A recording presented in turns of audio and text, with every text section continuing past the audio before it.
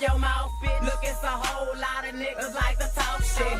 Play with me and I'ma knock your head off, bitch. Cause I ain't got time to argue with a nigga. Since he acting like he hard, I'ma slaughter me a nigga. Nice. I ain't lying, I ain't fucking with you fake ass niggas. Hit him with that iron, tell him for to take that nigga. If you a pussy, stay your pussy ass back, nigga. Plus I heard you a rat, nigga. You a pussy, man, I think you need a cat, nigga. And that's a fact, nigga. For real. I been smoking killers, so my eyes all low. Ain't no pussy in my blood, I just had to let you know. I ain't fucking with no nigga if he act like a hoe. Bitches gangsta over here, and I'ma play it how it go, for real. Cause you be acting like a bitch ass nigga. You be acting like a bitch ass nigga. So I ain't fucking with you. You be acting like a bitch ass nigga. You be acting like a bitch ass nigga. So I ain't fucking with you. Yeah. Thug life.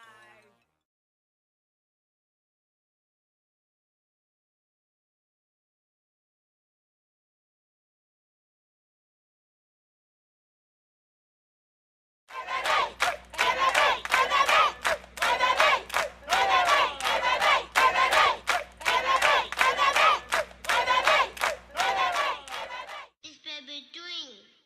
Everybody sing. Hey baby, hey baby, hey baby, Hey baby, Funk Dog exclusive. Hey baby, hey baby, hey baby. You wanna know what we say in the club? Hey baby, white folks, gangsters in the thug. Hey baby, stunting with a stack of them dubs. Hey baby, riding in the lack with a mug. Hey baby, I'm in the club hollering. Hey baby, hey baby, hey baby, hey baby, hey baby, I'm in the club hollering. Hey baby, hey baby, hey baby, hey baby, hey baby, I'm in the club hollering. Now when I holler, hey baby, I'm finna get my groove on. It's so hot up in the club that I ain't got no shoes on. Holding up a big stack of them hundreds in a rubber band. Girl, don't ask me for no cash, cause I'm not that other man. Everybody tripping cause I'm lipping when I'm walking, and I'm pimping when I'm talking. I don't trick on chickens softly. Them boys in the back, they be rolling up they doty and they flow until they choking. That's what got like I ain't talking, yeah. And when I see a bad chick, I'm hollering out, hey baby. Hope y'all ain't with y'all boyfriends, cause I don't care what they say, and I don't care what he say or she say. Yeah, you already know your boy Lil Johnson is bitch. Thug life. I wrote this for all them old bitch ass niggas who be hate. Look, I been smoking killers, so my eyes all low. Ain't no pussy in my blood, I just had to let you know. I ain't fucking with no nigga if he act like a hoe. Bitches gangsta over here, and I'ma play it how it go, for real. Cause you be acting like a bitch ass nigga. You be acting like a bitch ass nigga. So I ain't fucking with ya. You be acting like a bitch ass nigga. You be acting like a bitch ass nigga. So I ain't fucking with ya. Boy, you be acting like a bitch ass nigga. Playing games with me, man, like I won't deal with ya. So I be rolling solo, thuggin' blowing dodo, gripping on the fofo. Play with me, no. Look, my mama told me, don't let no nigga play with you. You got a pistol, nigga, just make sure it stay with you. It's fucked up that a lot of niggas hating on me, but I take it to that level if they really want it. My pants hanging on my ass and my eyes red. My nigga Cherokee got life and lip pipe dead. Look, I got 99 problems, but a bitch ain't one. If you ain't got a pistol, nigga, better get you one. I ain't lying, cause it's real where I live, man. It got a whole lot of clowns getting killed, man. So I be kinda paranoid, but I ain't scared, nigga. I just don't wanna be a dead nigga. I been smoking killers, so my eyes all low. Ain't no pussy in my blood, I just had to let you know. I ain't fucking with no nigga if he act like a hoe. Bitches gangsta over here, and I'ma play it how it go, for real. Cause you be acting like a bitch ass nigga. You be acting like a bitch ass nigga. So I ain't fucking with ya. You be acting like a bitch ass nigga. You be acting like a bitch ass nigga. So I ain't fucking with ya. I ain't lying, you be acting like a bitch, man. You always on the next nigga dick, man. Get your grind on and get up on your shit, man. Before I lay around there and fuck your bitch, man. Cause I'm a gangster, keep one up in the chamber. Run up and I'm a stinker, don't put your life in danger, nigga. Yeah, man, don't make a nigga flash out. I'm smoking on the big blunt and now I'm about to pass out. Pussy nigga, what you looking in my my face for? Pussy nigga, what the fuck you gotta hate for? What the fuck you think this pistol on my waist for? See, this the same shit my nigga got a case for. Old scary ass nigga stuntin' like he real. Showing out front them hoes, how niggas get killed. You niggas must ain't watched the news lately. The murder rate sky high in Baton Rouge lately. I've been smoking killers, so my eyes all low. Ain't no pussy in my blood, I just had to let you know. I ain't fucking with no nigga if he act like a hoe. Bitches gangsta over here, and I'ma play it how it go for real. Cause you be acting like a bitch ass nigga. You be acting like a bitch ass nigga. So I ain't fucking with ya. You be acting like a bitch ass nigga. You be acting like a bitch ass nigga. So I ain't fucking with ya. You better get your mind right. You bitch ass nigga. Before I show you what that I ain't like. You bitch ass nigga. But I ain't worried about a thing, cause I keep a pistol. Man, you sucking up the purple, pass me the killer. I'm all the way thugged out. I'm about what I told. If you don't like me, do something. Stop running your mouth, bitch. Look, it's a whole lot of niggas like to talk shit. Play with me and I'ma knock your head off, bitch. Cause I ain't got time to argue with a nigga. Since he acting like he hard, I'ma slaughter me a nigga. Like, I ain't lying, I ain't fucking with you fake ass niggas. Hit him with that iron, tell him for to take that nigga. If you a pussy, stay your pussy ass back, nigga. And I'ma knock your head off, bitch. You a pussy, man, I think you need a cat, nigga. And that's a fact, nigga. For real. I been smoking killers, so my eyes all low. Ain't no pussy in my blood, I just had to let you know. I ain't fucking with no nigga if he act like a hoe. Bitches gangsta over here, and I'ma play it how it go, for real. Cause you be acting like a bitch ass nigga. You be acting like a bitch ass nigga. So I ain't fucking with ya. You be acting like a bitch ass nigga. You be acting like a bitch ass nigga. So I ain't fucking with ya. Yeah, thug life.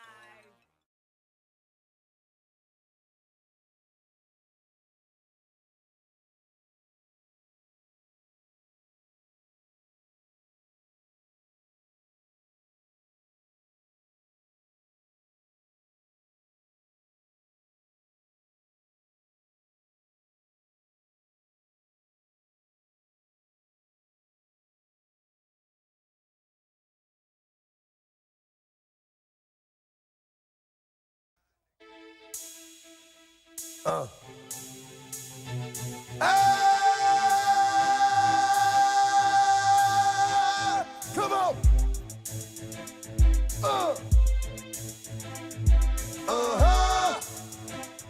But they don't hear me though.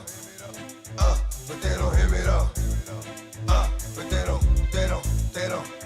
I got blood on my hands and there's no remorse. And got blood on my dick cause I fucked the corpse. I'm a nasty nigga. When you pass me, nigga, look me in my eye. Tell me to my fucking face that you ready to die. You be a dead motherfucker, red motherfucker. Don't get stupid, you heard what I said, motherfucker. Who shot you? Oh, nigga, like you don't know. Sticking you for your dough while I'm fucking your broke hoe. Yo, don't you get the picture? Niggas can't touch me. Cause I don't give a fuck, G, I get you touched, B. I got joints that with one slug will take apart a door. And enough crazy niggas behind me to start a war. So what you want, nigga, help, cause you's about to rest. When I'm fed, Red Cross couldn't clean up the mess. And the vest won't do nothing but make you look a little thicker. Cause in the dark, you ain't nothing but a little nigga. And if you been thinking about that shit you did, you would've bought the joint with you, kid. Now I'ma have to get you, kid, and split your wig with the machete. I bring beef to niggas and string them out like spaghetti. You ain't ready, nor can you stand how I'm bringing it. How I'm giving it is how I'm living it, so I'm swinging it. Red dot on your head, cause you's in mid-range. Red dot on your chest opens up your rib cage. I just love when a nigga bring his whole crew. It's just a bigger piece of cake for me to chew a hole through. I just love when a nigga bring his whole crew. It's just a bigger piece of cake for me to chew a hole through. I just love when a nigga bring his whole crew. It's just a bigger piece of cake for me to chew a hole through. I just love when a nigga bring his whole crew. It's just a bigger piece of cake for me to chew a hole through. Now if your heart was as big as your mouth, you'd be real. But it's not, so I know if you get knocked, you swill like a bitch. Cause you is a bitch and always been a bitch. And you know how niggas do a bitch, we run up in a bitch. Put something in a bitch. Nigga, do you know me? Nigga, do you owe me? Figured you can blow me? Well, I'ma let this trigger do you, homie. That niggas got to be smoking something, thinking you joking something. Fucking around with me, you'll be a broke or something. I'm out for blood with the Crips and war. How much shit could you talk with your lips on the floor? Pussy niggas make me itch, so I scratch you's a bitch. So I snatch up your face, fake and pit, so I scratch you. Yeah, there was a time when I would've jumped up and choked this nigga. And now I'm on some shit like, yo, smoke this nigga. I'm about to find out how much gut you got before I spill him. Somebody come and get this motherfucker before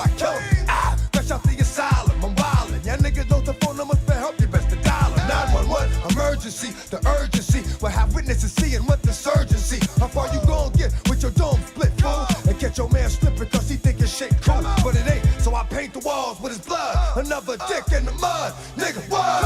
I just love when a nigga bring his whole crew. It's just a bigger piece of cake for me to chew a hole through. I just love when a nigga bring his whole crew. It's just a bigger piece of cake for me to chew a hole through. I just love when a nigga bring his whole crew. It's just a bigger piece of cake for me to chew a hole through. I just love when a nigga bring his whole crew. It's just a bigger piece of cake for me to chew a hole through. Come on. Hey, yo, you know who this is for?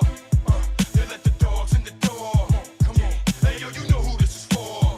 Come on. They let the dogs in the door. I just love when a nigga bring his whole crew. It's just a bigger piece of cake for me to chew a hole through. I just love when a nigga bring his whole crew. It's just a bigger piece of cake for me to chew a hole through. I just love when a nigga bring his whole crew. It's just a bigger piece of cake for me to chew a hole through. I just love when a nigga bring his whole crew. It's just a bigger piece of cake for me to chew a hole through. I just love when a nigga bring his whole crew. It's just a bigger piece of cake for me to chew a hole through. Come on. I just love.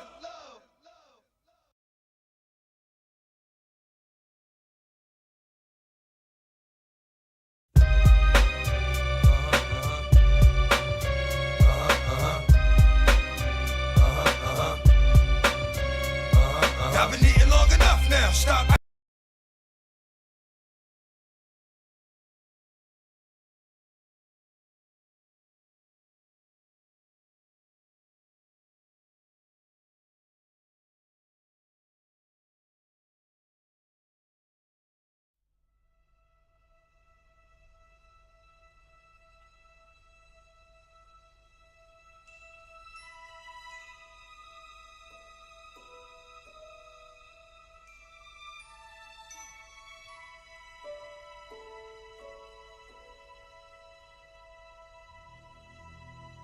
Penis, penis, penis. Okay, we in there. He gonna think destiny here. That's the point. He gonna think it's destiny. They need to get the blah.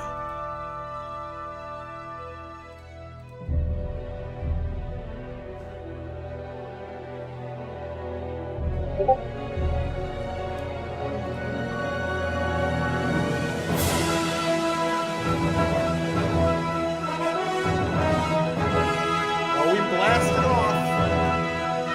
We're blasted off, guys.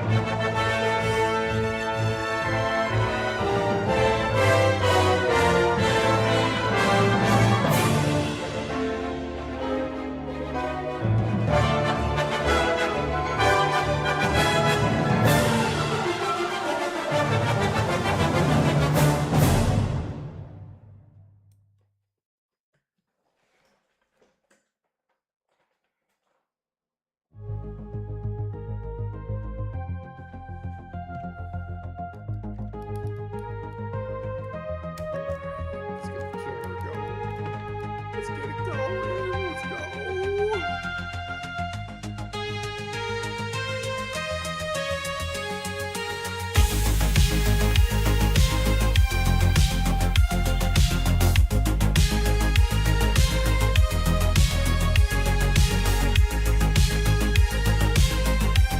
This is what we'll listen to tonight. Final Fantasy VII, but all C sharp.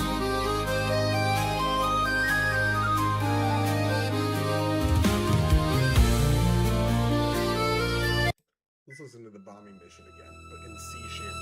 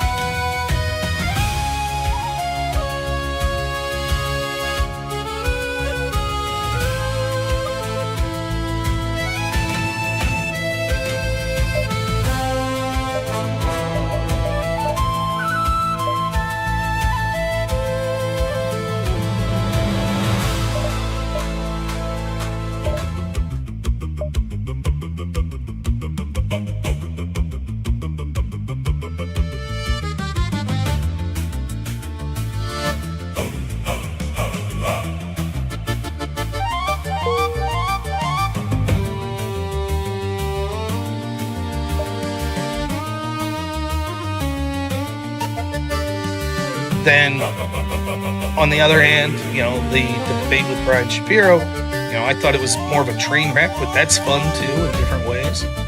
So, but I've talked about it. Oh, what's up? You there, man? What up? What up? Not much. How's it going tonight?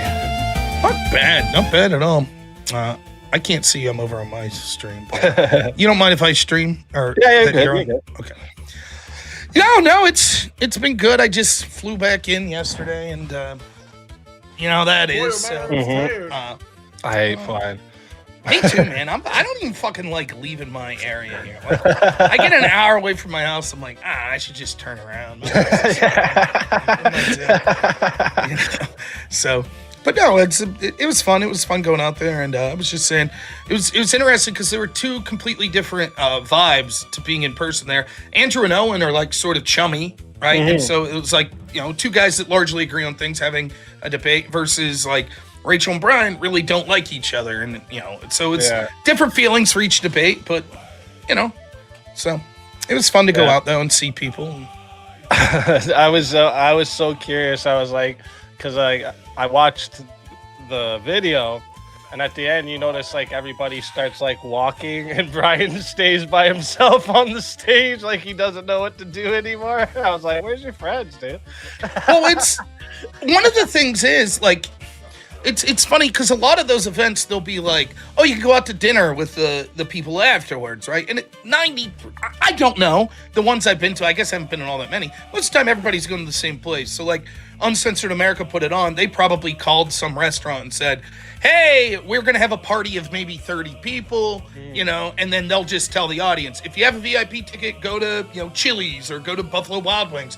So they told us where to go, and it was like, you know, from my perspective, I don't know what's going on in the background, but it's like, what's going to be real interesting if Brian walks in here and, you know, and it's like, you know, yelling at, you know, about DMs and things like that. But it didn't happen. So, you know. Like, he didn't even go to it. I had heard through the grapevine that I thought that he was told they would pay for him to go to a different place, and anyone that wanted to go to see him, if you wanted to go have dinner with Brian, you could have went to, you know, I don't know. So, but I think, I don't know if that was at the request of Brian or Andrew or Rachel, or if the people that put it on thought that it was just a better idea to keep them separate. Yeah. I didn't really inquire, so, but Andrew probably has more details on that. But needless to say, we didn't see him. And then, you know, he put out some videos the next day that he seemed to be a little upset. So maybe it was a good thing after the debate, the way it ended there, that they weren't around each other. Because all joking aside, like what you don't want to see is like an incident that hampers people's abilities to do these debates on campuses and things like that. Because, God forbid, like a pushing match or something starts out, and then those campuses are like, you know what, forget it. Right. This is a big circus. We don't want that. So, bad publicity doesn't help anyone in the space. So I'm glad, for that reason that, it was sort of. Yeah, that's what I was saying. I was to the chat because I was talking about how, like, some of the things he brought up. I was like, oh man, Andrew's such a better man than me because, like, I don't know if I would be able to hold back in some of those moments. Well, it's like it's true. You got to think of that too, right? Like, you could ruin the whole event for everyone. Well, here's the thing. It's true. Like, look, let me be honest. Like, this is hard to talk about. We got a couple minutes here, I think. Like, Rachel's a little different because she's in the public space, right? Like, my wife's not. Hell, half the time my wife thinks I lose debates or she thinks I'm a psychopath or whatever. Anyway, so she's not like online like, my husband won that debate. She just doesn't really do that. Like, if she's online, she's showing pictures of our dog, like, running in the field. So, like, it seems different. But if someone's in the space, fair enough, there's somewhat of a target. But there's certain things that are offline. Andrew and some other people, though, and Rachel would be included in this, they talk about relationships a lot as part of the arguments that they're making. And so Brian's sort of right to an extent in his opening statement that sometimes then your personal situation could become germane to the topic. For example, if I'm saying the only type of marriage worthwhile is a Christian marriage, right? And they're like, Rob, you got married in the satanic church. Like, like there seems to be some tension there. I get that. So it's sort of a double-edged sword, but I'll be honest, there's even been left-wingers. Like, the way they treat Andrew and Rachel with their relationship's fucking shitty. But even if you see me debate, like, a left-winger like Destiny or, like whose relationship became public, I never said shit about it. Because for me, it's just like, I'm not interested. It's not my forte. I'll dip my toe into, like, a cultural debate with something like that, but I'm not interested in people's fucking... I just don't give a fuck. Yeah. So, and the way I always think about it, like, if it's something that, like, possibly... their kids could hear and they're going to be hurt by it, I don't want to fucking say that to them. That's anybody. I don't want to hurt anybody's kids. That's fucked up. I even said that about, like, because people give you, you debate Pisco. If Pisco was married and had a divorce, I don't think Pisco was married. But if he was and had a divorce, what do you think about that, Rob? Fuck him, right? And it's like, no, I don't wish that on anyone. I actually think that sucks. Fuck him and his political ideology, but I don't want someone to go through a divorce. Right. And I don't want, you'll hear stories of like, this person, kids hate them. And I'm like, yeah, that's terrible. I hope they work it out. When you see someone like Brian that seems to be gung-ho to get in DMs and say some crazy shit, it puts you in a weird position if you're her husband, Rachel's husband, that you're like, man, fuck you. How about that? How about I'll fucking, but you got to restrain yourself. Yeah, so, exactly. Better man than me. I don't know what I would do in that position, but kudos to Rachel and Andrew, I think, for handling that. Yeah, exactly. Yeah, that's what I said. I was like, I don't know, man. I don't know how I'd be able to handle that. So he's a good man. He's a good man. All right. So we got the debater back there. Okay. All right. You're ready to go? I'm good if you are. Yep. All right. Awesome. I'm going to start it up and we'll get rocking and rolling. To my audience, get your super chats in. I'll read them at the end. I promise. There you go. Got to griff for a minute. Yeah. Get them in. Warning. The information shared in these conversations and videos are intended for general knowledge and entertainment purposes only. It should not be considered as legal advice or professional guidance. Additionally, any documentation or references to specific content are solely for the purpose of discussion and understanding. It does not imply endorsement, promotion, or support of said content. The views expressed in these videos and/or conversation are those of the individuals involved and do not represent any official stance or opinion. The content you are about to experience may contain strong language, including explicit words and phrases. This language is used for artistic expression and may be integral to the storyline or character development. It is important to note that the use of such language does not endorse or promote offensive behavior. Viewer discretion is advised, and please enjoy the show responsibly. Disclaimer. Copyright disclaimer under Section 107 of the Copyright Act 1976. Allowance is made for fair use for purposes such as criticism, comment, news reporting, teaching, scholarship, education, and research. The Canadian Copyright Act, Section 29, allows an individual to use copyright-protected materials when creating a new work such as a mashup, and to post the new work online on a site like YouTube. Fair dealing provision for specific purposes like research, private study, education, parody, satire, criticism, review, and news reporting. No prep, no warning, no time to think. Walking cold, stand your ground, say what you believe. No script, no notes, no place to hide. Red actions drop, the room goes live.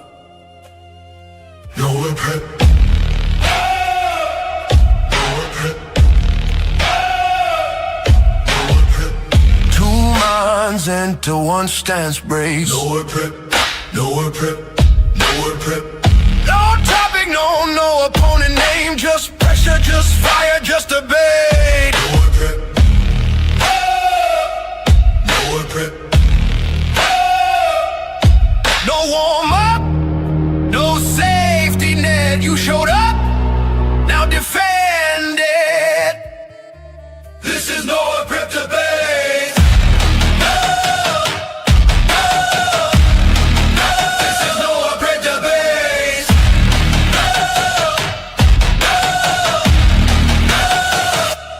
Nowhere Prep.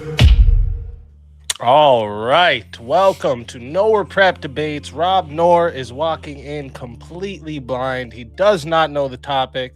He does not know who he is debating until we reveal it live. All right, the other debater, though, does. All right, they've had time to prepare. They've built their arguments, and they're coming in ready. There's no pause after the reveal, no research, no notes, no warm-up for Rob. Once we drop the redaction, the debate will begin immediately, all right? We're going to start with a 10-minute opening statement from our mystery debater, and then followed by a 10-minute response from Rob. After that, we'll go into open floor.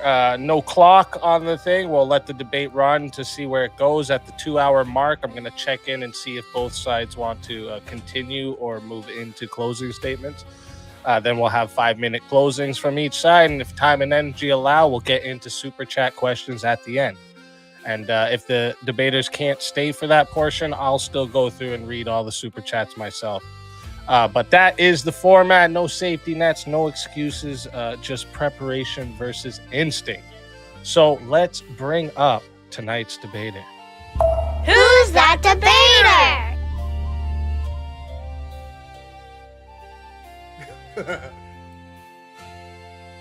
I'm just fucking with you. Look at this fucking. That's very good. That's very funny. I was like, that dude unbanned me for this? Come on. That's very good. Very funny. Welcome in. Welcome in. What's going So on? what do you have for us tonight? Tonight, Rob and I are going to be debating something. Actually, when I was 3 weeks, maybe 4 weeks into the internet, Rob was kind enough to have me on his show to do one of my first debates ever online. And it was foreign intervention versus isolationism. We're making some slight changes to that prompt. Foreign intervention and allied support is a net benefit to the United States.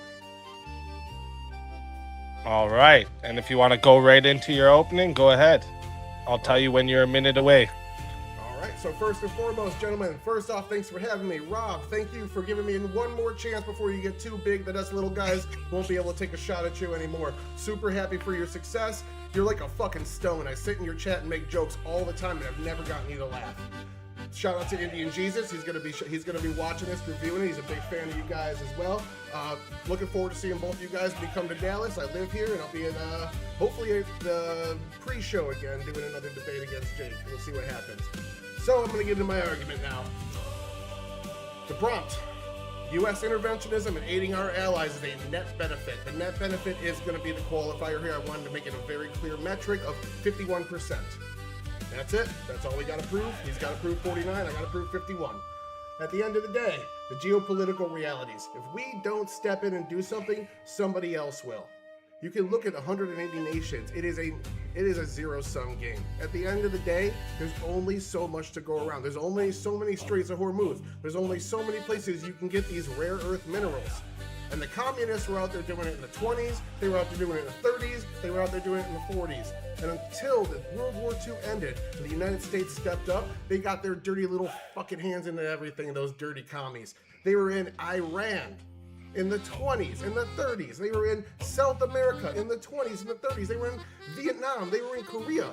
And then the measures that we had to go through in order to rebuke them It's very similar to what we see today. You see 15 years of trans activism. You see 20 years of racial activism, and the GOP doesn't do anything about it. You see all sorts of changes, and then it gets to an election, and they need the voter to step in and save them because they never accurately fought back. I don't want that on the world stage. I don't want that when the stakes aren't just an election, but a war.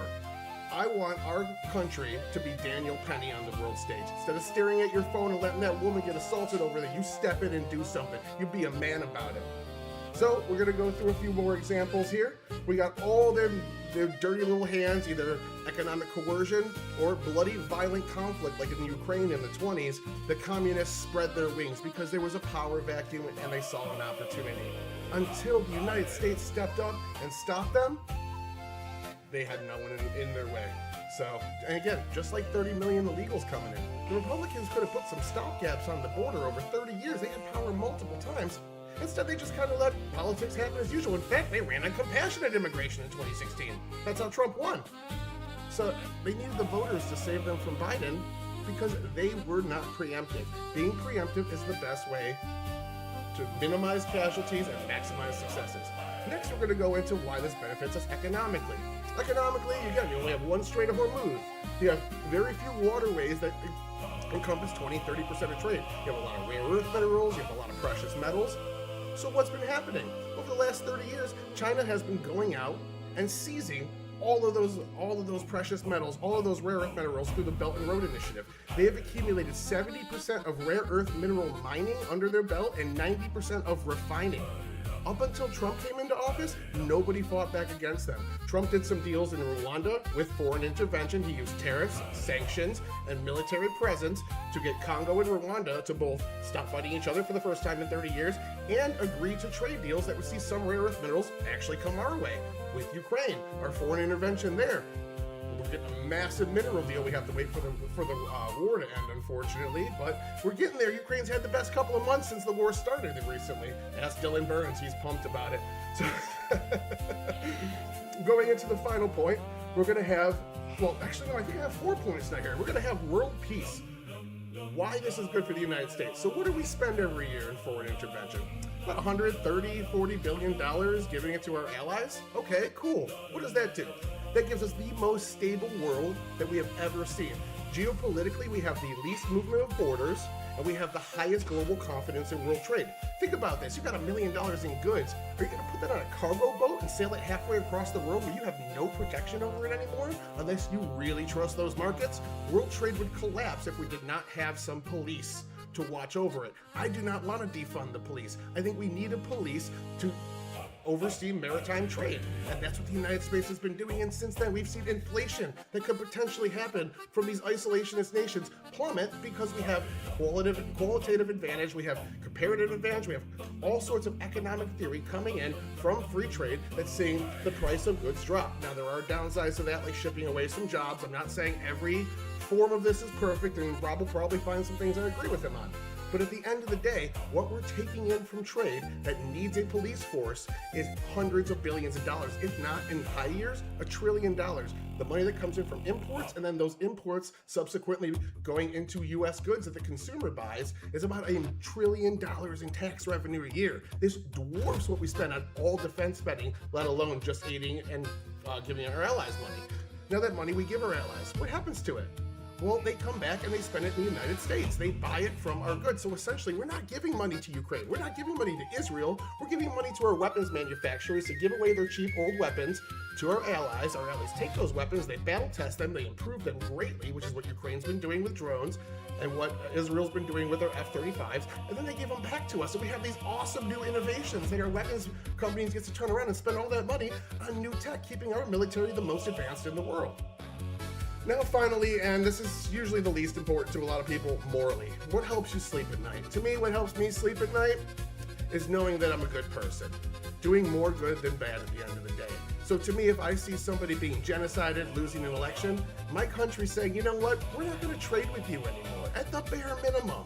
It's absolutely fine by me. Okay, you decided you don't want to, adhere to human rights. You can't use our trade routes and our banks. That's intervention. And that's fantastic. You isolate bad actors, you make the world a better place, and morally, we become the golden city on the hill with the wonderful reputation. And what that does is it makes people want to come here. Then with a merit-based immigration, we can take in those amazing people, leave the shitty ones behind, and our country even advances further while the rest fall down behind us. All net positives for the United States. And the way Trump is doing it, it's minimizing the greatest arguments against it. One, spending. We're getting much more back in tax revenue and Trump's deals. Number two, U.S. boots on the ground. What Trump's been doing is renting other armies. Israel's fighting against Iran. Ukraine's fighting against Russia. All we're doing is paying them. They want to fight. They have the autonomy. How long can you tell somebody when their house is broken into and they're defending their family, oh, you should just give up because they have a rifle and you have a handgun? For me, it's when I'm dead. I am not going to stop defending my home from an intruder until I'm dead, and that's what Ukraine said, and that's what Israel said when both of them were invaded. Foreign intervention has been a net positive. Again, I want to be Daniel Penny on the world stage. I don't want to defund the world police. I want our military to not see deaths, but also see massive advancements. I want our economy to surge because of all this global trade, and I want our country to prosper, which it has since we shifted into interventionism. The floor is yours, Robert. Thank you. All right. Thank you for that opening statement. And Rob, I'll start the timer up with your voice, and I'll let you know when you got a minute left. Thank you. First off, average debate enjoyer never made me laugh. Till tonight, the Destiny thing was very funny. I suspected bullshit, though. But I was like, that's pretty funny anyway. So, also happy to be talking about like a policy debate. So, even if we disagree, I think that this is good. So, I do really appreciate you being here. I think it's going to be a fun one. So, there's going to be some problems. Correct? You could nod or you could speak up. I don't mind. The exact wording of the topic is foreign intervention and aiding our allies is net beneficial. Okay, so if I prove that one of those two weren't net beneficial, right? So, for example, if I said that aiding our allies is, but foreign intervention is, then I would win the debate, correct? If you could separate the two adequately, then yes, but I think they're so intermingled that it's going to be tough. But yeah, absolutely, that'd be a good repetition. Now, all right, so then I think what the debate's going to hinge on, and I didn't really think so until the very end there, the last minute of the closing statement, has to do with the definition of the term foreign intervention. Because to me, although it's not a dictionary definition, I think most people understand foreign intervention to mean like usually militaristically, or at least with heavy hard power in an economic sense, if not. I don't think when he says trade is a form of foreign intervention, the most people would think of it that way. So who we decide to have trade deals with, etc., or perhaps even sanctions, I wouldn't qualify that as foreign intervention. The fact that the prompt separates with the word and foreign intervention and aiding our allies proves that there's something different about those. And clearly, trade or giving aid, etc., would fall into the category of aiding our allies. And so the idea that that's separate from the foreign intervention, I think that I'm on firm ground to say that what we're talking about there mostly with foreign intervention is military action. That's predominantly what we're talking about, military action, or perhaps, and we could debate this, the providing of military assets, which is to me different than a concept of trade. Do we create a trade deal with China? Is that foreign intervention, the creation of a trade deal with China? I don't know. I don't know that I would say that. So we may end up spending a lot of time on that, but for the purpose of this opening statement, I won't focus on that a lot. I just suspect that that's an area that we'll come back to, because as far as I'm concerned, I'm not an isolationist in the sense that I say, oh, we shouldn't trade with anyone. And anytime we create a trade deal or decide to trade with a foreign nation, that in its own right is, by definition, foreign intervention. If that's how we define foreign intervention, I would have a difficult time saying that I would be the negative on this prompt, because I actually do believe that we should trade with people around the world. So if we were saying that, well, the mere fact of trading with, if we trade with Vietnam, we are intervening in Vietnam, I don't know. I think that I would be forced to say I don't have a problem with that. Nonetheless, we'll leave it there for now. I come up with 3 reasons that I would negate this prompt. I do agree with the idea, by the way, that net beneficial, but you're the first person I think took advantage of the prompt and didn't say something like foreign aid is always good or foreign intervention is always good. That makes it easier for me. So net beneficial, I agree. More good than bad. and I'll say that it's equal or more bad. It's what I would need to do to prove it. So, 3 reasons. 1, I think that the philosophical premise of the United States being a foreign interventionist or a world police, as you're suggesting, a Daniel Penny on the world stage, I think there are credible arguments and a robust debate as to whether or not the United States should be a world police like that. However, I think that it only works in a philosophical sense on paper as a historical concept. I do not think that it works as a practical concept right now for various reasons. 1, the United States is not in the position that it was post-World War II to be the world police. We were a hyperpower, say, around the time of the wall falling down. However, we've seen that the rise of other nations, we're getting closer to a bipolar world. Now, this doesn't mean that the United States isn't still the hegemon, both economically and militaristically and culturally as well, but still, we're not as far ahead of, say, China or a union of other countries as we once were. As such, it becomes more difficult to be a world police. When you are head and shoulders above everyone else, it's easy. I would argue that one of the reasons that we have lost our status and the great length that we were above other countries is because of this world police type narrative. What has happened is we do not have competent or benevolent people running things. When I say competent or benevolent, competent, by that I mean there have been all sorts of blunders that have been made that have been detrimental to the United States, its allies, our foreign policy missions, etc., and to the people of the United States. I also don't believe we're benevolent. And benevolent, I mean good, at least as the eyes of good for the people of the United States and caring about their concerns first and foremost, or being good and morally just people in that sense.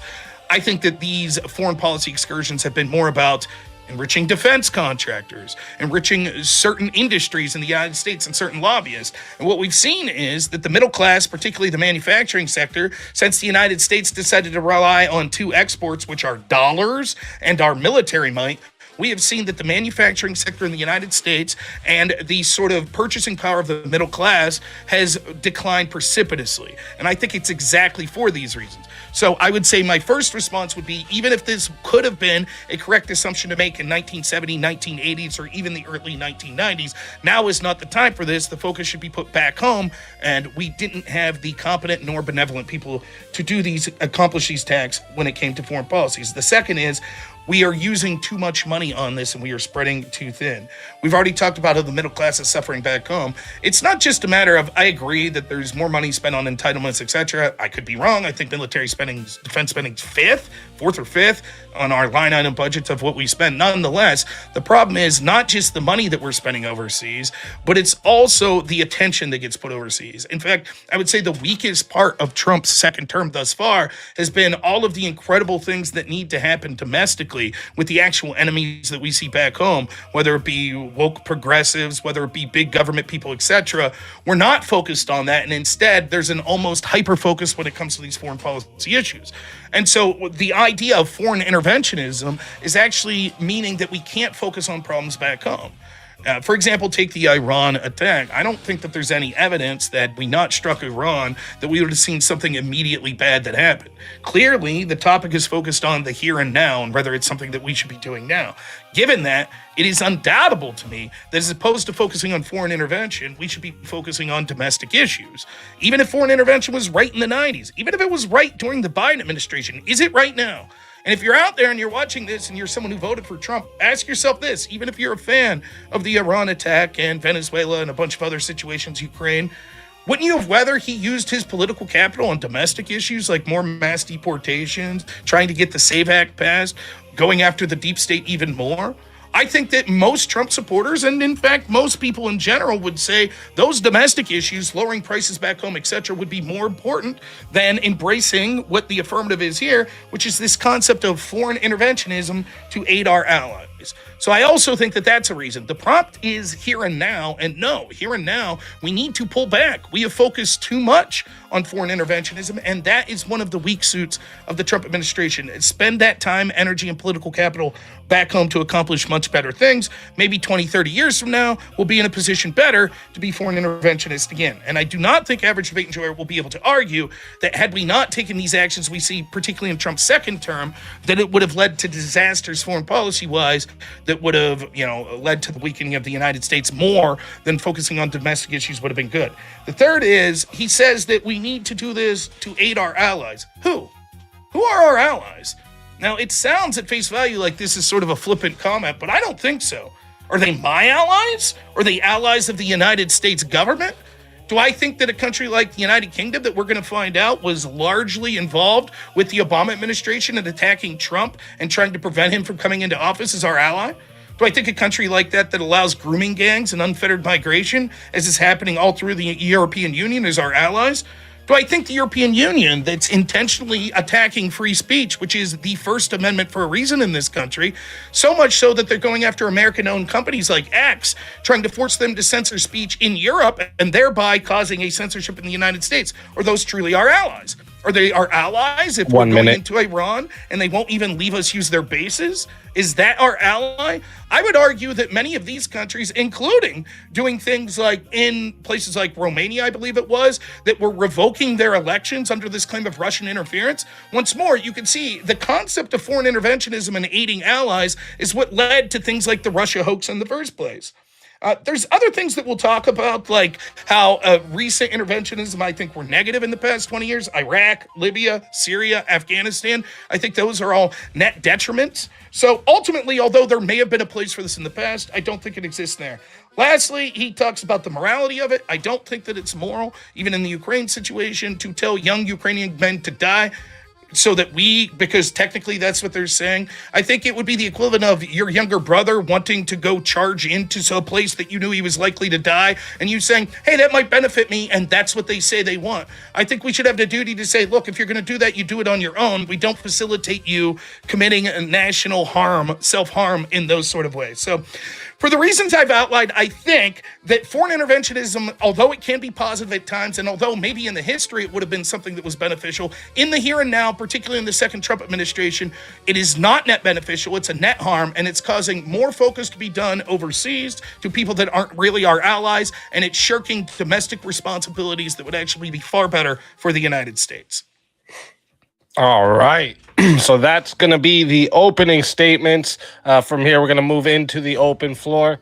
So we're going to aim for about 2 hours total. I'll check in at that point, see if you guys want to keep going or move into closing statements. As moderator, I'm going to be staying out of it for the most part. I'm only stepping in if things go like way off the rails or if talking over each other gets to the point where the audience can't follow. But other than that, it's all yours, so go ahead. Whoever wants to jump in first, I'll start the timer up, and I'll let you guys know when we're at the 2 hour mark. Okay. Oops, sorry. You can start. That's fine. All right. I'm a note taker. I don't talk over people, so I got a bunch of stuff. I'll start going and stop me when you think it's time to jump in. So I want to define interventionism first, because that just was the first thing you brought up. Okay. I see interventionism is any time we go to a sovereign nation and we make a demand of them to change policy and use some sort of coercion or force to do it. It doesn't necessarily have to be militaristic. I'd say sanctions are the most common and well understood version of intervention in history, and probably the most used by us. But you are right.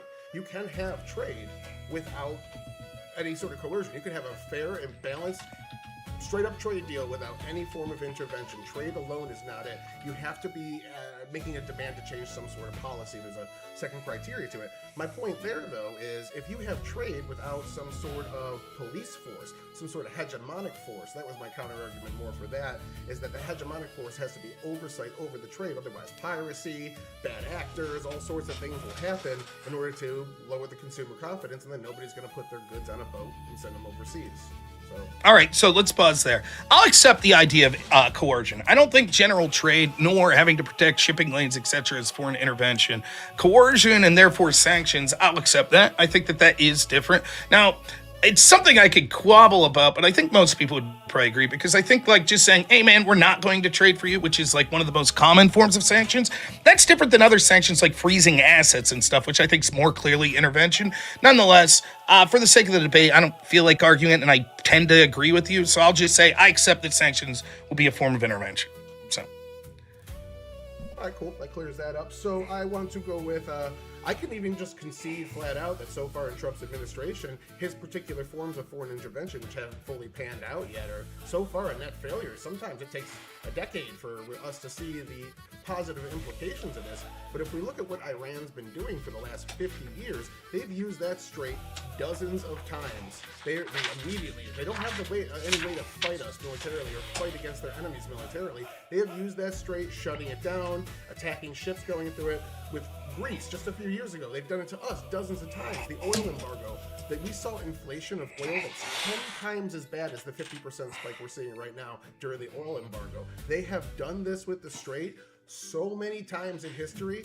Now they have finally lost the power. Well, almost. They still got a little bit, but mostly lost the power to project their ways outside of their national borders. We are cutting off that cancer at the root. They are no longer, well, they may be able to build up, but at the moment, they're going to be no longer able to project that power. So we've ended the threat long term. It's still working, though. Okay. Oh, so let's say, now I don't know that that's necessarily true, right? And it'll be difficult to know where we go 5-10 years from now. For example, would you concede this? If a Democrat administration comes in, they could roll back all of the things that we could have gained from this conflict. You would agree with that, right? Absolutely, yeah. So we can't definitively say what things will look like. So my question to you is this. If you had to choose between the possible gain of, look, Iran's been sort of squeezing us and the rest of the world when it comes to these prices and the straits, etc., for a long time. So we could solve that. It might take a long time, but we could solve that. Or we could have serious gains about deportation, SAVE Act, eliminating corruption in the United States. Which one would you choose is more net beneficial? I don't know if they're mutually exclusive. You're saying maybe you could probably do both, but maybe which one would you put more emphasis on? Correct. Okay, then I would say I would like if he was doing even more, but at the moment he is. No, wait, no. You're right. So I'd the like more domestic issues. Yes, I'd like even more domestic. Absolutely, I'm with you on that. But I think a lot of times you make the perfect the enemy of the good. We do see ICE deportations from the interior are at all-time highs. We do see them making moves. What we saw was a PR change. Holman took everything that was out here in the public and did underground, but he's not really changing much about their actual policy. They're still using those second Article 2 warrants to go into homes and things like that. They're still doing all the things people hated, but they're just not doing it as publicly. So I'd argue it hasn't stopped. He's got 2 million employees. They can chew bubblegum and walk at the same time. But I would say the following, though. I would say, one, I agree with you. Sometimes people are unwilling to look at the positives on the domestic issues. And in fact, there's when you really look at it, there's more than you would consider. I'm sort of making your argument for you. But for example, one of the arguments I make is like, if Trump was fighting tooth and nail for a year and a half to try to secure the border, we still had 200,000 people a month coming to the border, and he's trying executive orders, and the courts are overruling him, and he tries to try, and then finally just this week it accomplished, and we had less than 1,000 like a week that were coming across. We'd be like, fuck yeah. We did that in like week 1, right? And so because it was so long ago, we're like, wow, what have you done for me lately? I agree. It is something, if you take a step back and you take immediacy bias out of it, and you're like, look, yeah, even if I don't like this particular situation, if I'm trying to evaluate whether or not Trump's been good, on the overhaul, we have to look back at sort of like sports, right? Right? When you're deciding who gets into the playoffs, you look at all of the games. But when you're a fan of the team, if you're on a 10-game losing streak, you're like, well, fuck, they suck now. Yeah, but you still count those early victories, right? So it's sort of like that. However, here's what I would say. Having said that, he could certainly do much more. All of us would agree with that. In fact, I think key legislation like securing our elections, like the SAVE Act, and he could have put political capital there, which likely would have pushed it in the direction of it passing more mass deportations, a bunch of other things. If we agree that that stuff's more important, then I think the debate's over. Because although it's not technically mutually exclusive, it is undoubtable that Trump putting almost all of his political capital in the foreign policy bucket and foreign intervention not only cost him with being able to pressure his own party back home, but it's also probably going to cost them the midterms, which means that they're not only not going to be able to do and achieve those domestic agendas, but we're going to see Democrats overrule what's already been done, and it likely leads to Democrats winning future presidential elections, which has a very good chance of being more sympathetic to Iran and rolling back all of these victories, which is why it is a unique time, given how corrupt our country's leadership has been for so long. This Trump presidency is a unique time to shore up election security and border security now. Last thing I'll say, I know I've talked a while, you mentioned In your opening statement, you said, for example, look how quick they could have closed the border. I think that's an argument for me. I totally agree with you. For years, they let that border porous. And the reason you're going to say, well, they could have addressed root causes with foreign intervention. I disagree, though. I think what that shows is they were more concerned with allying lobbying groups and defense contractors with foreign intervention than actually focusing domestically back home, which is another reason to not worry about aiding our allies in foreign intervention and instead focus on domestic issues.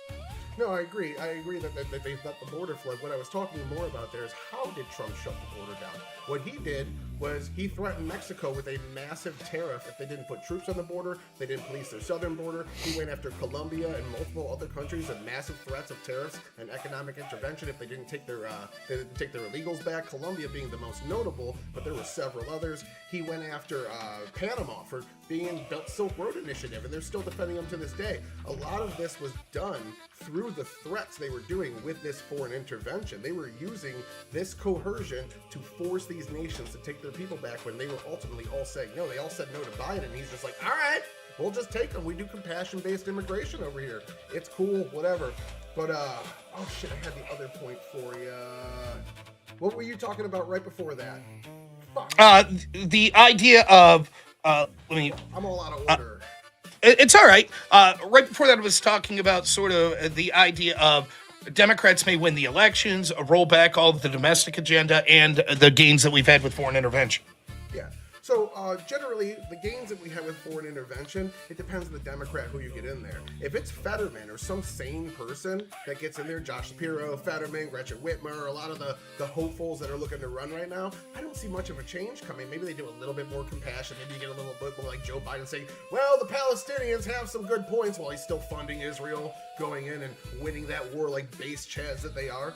But generally, I would argue that unless you get the crazy leftist, and if you look, man, a lot of Trump's polling went down after the Pretty shooting, and after the Pretty shooting in particular. It really ain't good, it didn't dip that much. The Pretty shooting is when he took a 5-point dip. His immigration approval went from like 55% approval to right now it's sitting at 44. His foreign intervention, like his Israel approval, didn't move that much. I would argue it was the giant dip in his immigration approval and where his economic approval is right now. Right now, he's got Joe Biden bad numbers on both economy and inflation. I would argue that his intervention is probably one of the more popular parts of his policy. So I disagree, and I'll explain why. First, when it comes to the Pretty thing, I agree with you that did lead to a decline in popularity. I think you've seen more of a decline, particularly in key demographics, such as independents and people that are in his base that are rejecting the Iran conflict. I think that those numbers are going to be more important. However, and I think they're going down. I don't think that's popular with them. However, what I'll say is this. I think that if he had not, you'll acknowledge this, he was hyper-focused on foreign policy even at the time of the Pretty shooting. For me, it's been about 3 to 4 months that it seems like the thrust of Trump's administration has been focused on foreign policy. Had he been focusing more domestically and actually been able to wage a PR battle against the Democrats who were waging this battle and use those resources to actually go after Democrats that were facilitating, both quite literally, I think, we'll find out through NGOs, etc., the actual uprising that we saw of these left-wing demonstrators, which led to this conflict being inevitable with the Pretty shooting, and gone after the politician that seemed to be paying lip service for it, I think that his approval numbers would have went up. In fact, when it came to independents, the polling suggested, actually, most of them, even after the Pretty shooting, wanted an increase in deportations. And so to me, what signaled after the Pretty shooting was an initial dip that you would have saw because it's just a terrible situation. But instead of Trump focusing on that and resolving it, it seems that he left Minneapolis. And although you're right, sort of sneaky, some of those policies are still going. The American people don't see it that way because they see the Trump administration focused on Iran. And so the numbers go down even more. And now his net approval, unless I'm mistaken, with immigration is actually decreased, particularly amongst independents, after his focus, even though the policies have remained largely the same. The only difference is the perception because he seems weak. He seems like he backed down. The other thing real quick, just on the pressuring Mexico, I do not accept that as the foreign intervention in the aiding of allies as you outline it. For example, if Germany attacks us tomorrow and we go to war with Germany, you can say, well, technically that's coercive, that's foreign intervention. I disagree. I don't look at it in the same context of what I think the question of foreign intervention is here. Therefore, when I look at the policies of like threatening Mexico, etc., that is self-defense. That is saying these criminals, these terrorists, these cartel members are literally coming through your country directly into ours, and you're going to deal with it.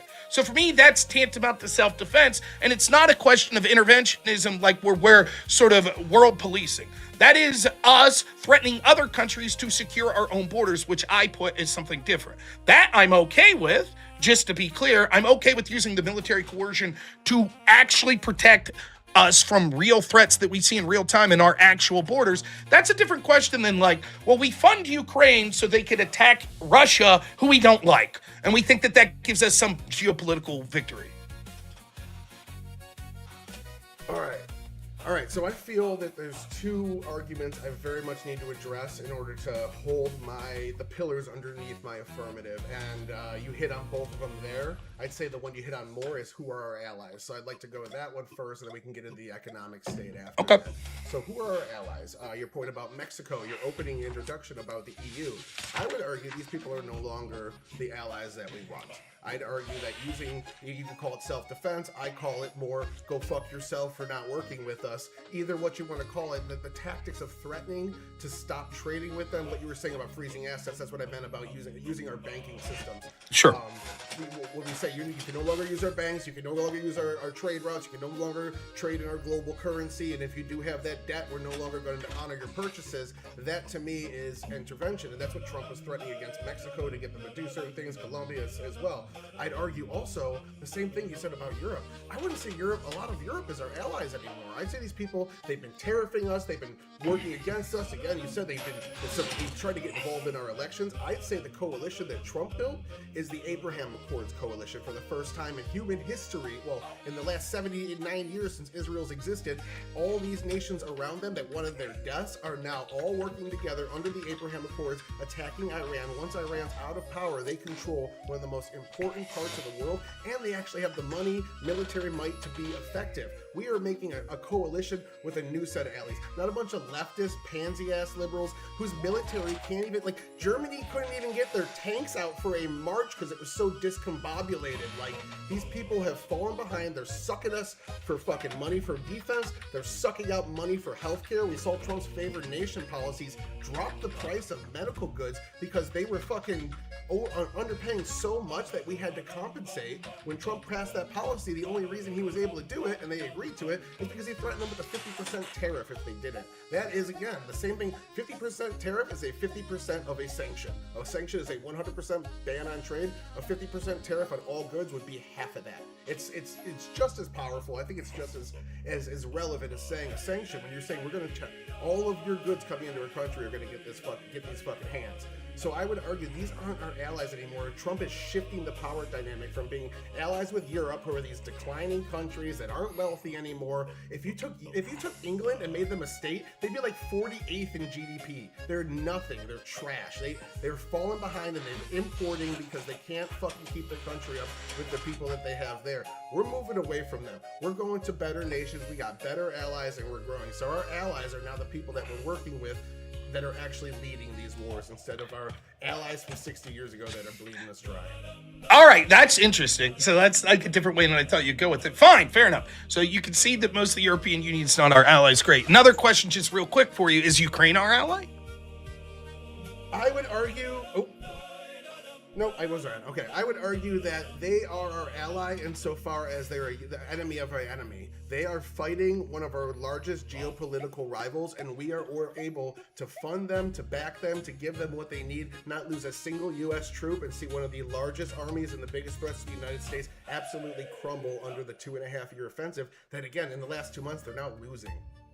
Okay, but my argument would be that's a different question than an ally.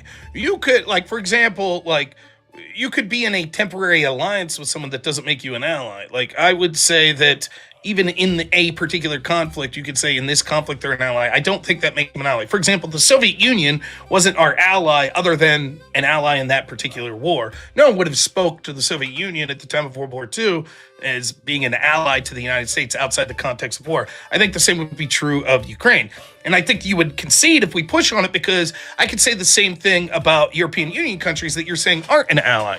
There are times when we are in a military coalition with them, for example, in exercises to take out terrorists like Boko Haram or ISIS, etc. Well, since they're doing that, then they're our ally.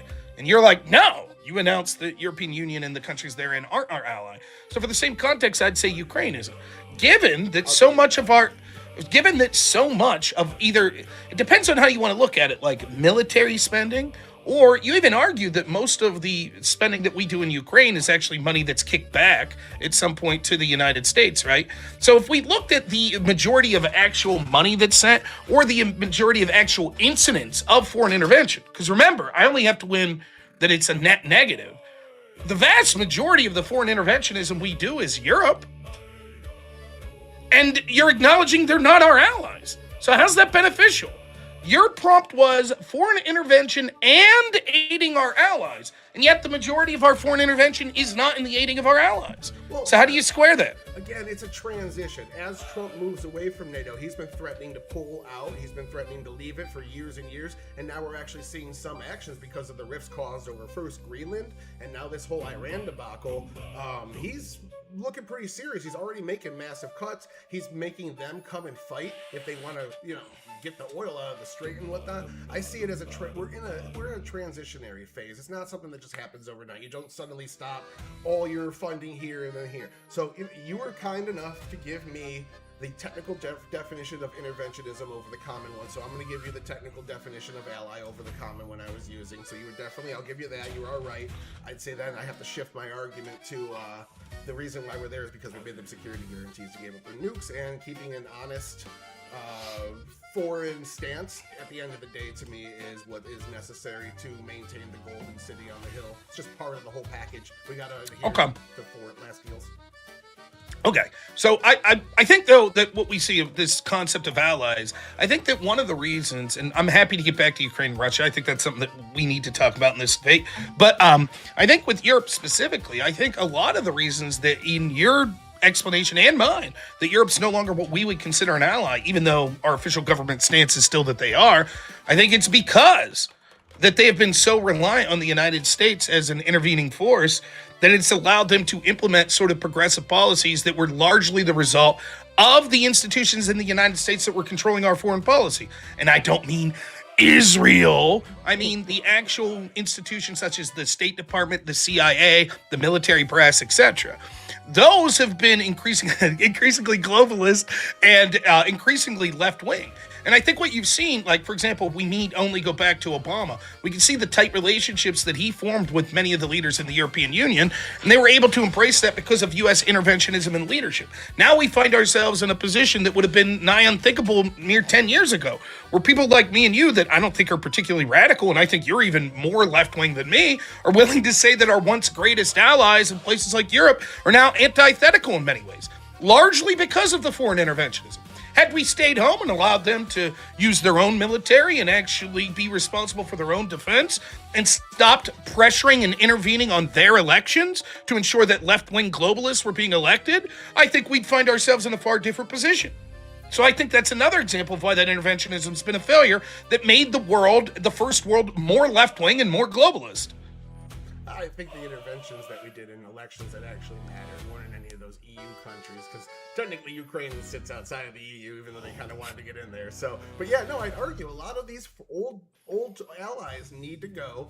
Maybe not long term. Maybe once we start to pull away, they'll turn the fucking act around and start acting right, because they have done that a couple of times. But yeah, no, I'd argue Trump is building a new coalition with the new world powers, the new place where the money sits, the new place where the power sits, and we're moving away from the Europeans that are suckling off our teat. Just because sometimes an ally turns into a parasite doesn't mean doesn't mean throw the entire baby out with the bathwater on that. That's where I'd probably go with that. Okay, keep going back and forth. That's fair. So I think, let's be clear. I think this argument, I'll I'll make a concession to you here. Like, you could reasonably say, okay, Rob, but even that's true. Didn't you say we're talking about in the here and now? So if you're arguing, these 20 years, blah, blah, blah. Okay, whatever. But I do think that both of us, if we could, it's not necessarily a one-to-one win. If you win, look, it was effective in the past 30 years, therefore it's effective now. But it certainly helps the case. And if I would say it's ineffective in the past 30 years, it would help my case that it would be ineffective now. So I do think it's worth talking about the history of these things. Given that, right, let's just go through some of the specific conflicts that we've seen that we would say were the most clear-cut examples of intervention and see if you think they were net beneficial. Let's start with the Iraq War. You think it was net beneficial to go to the Iraq War?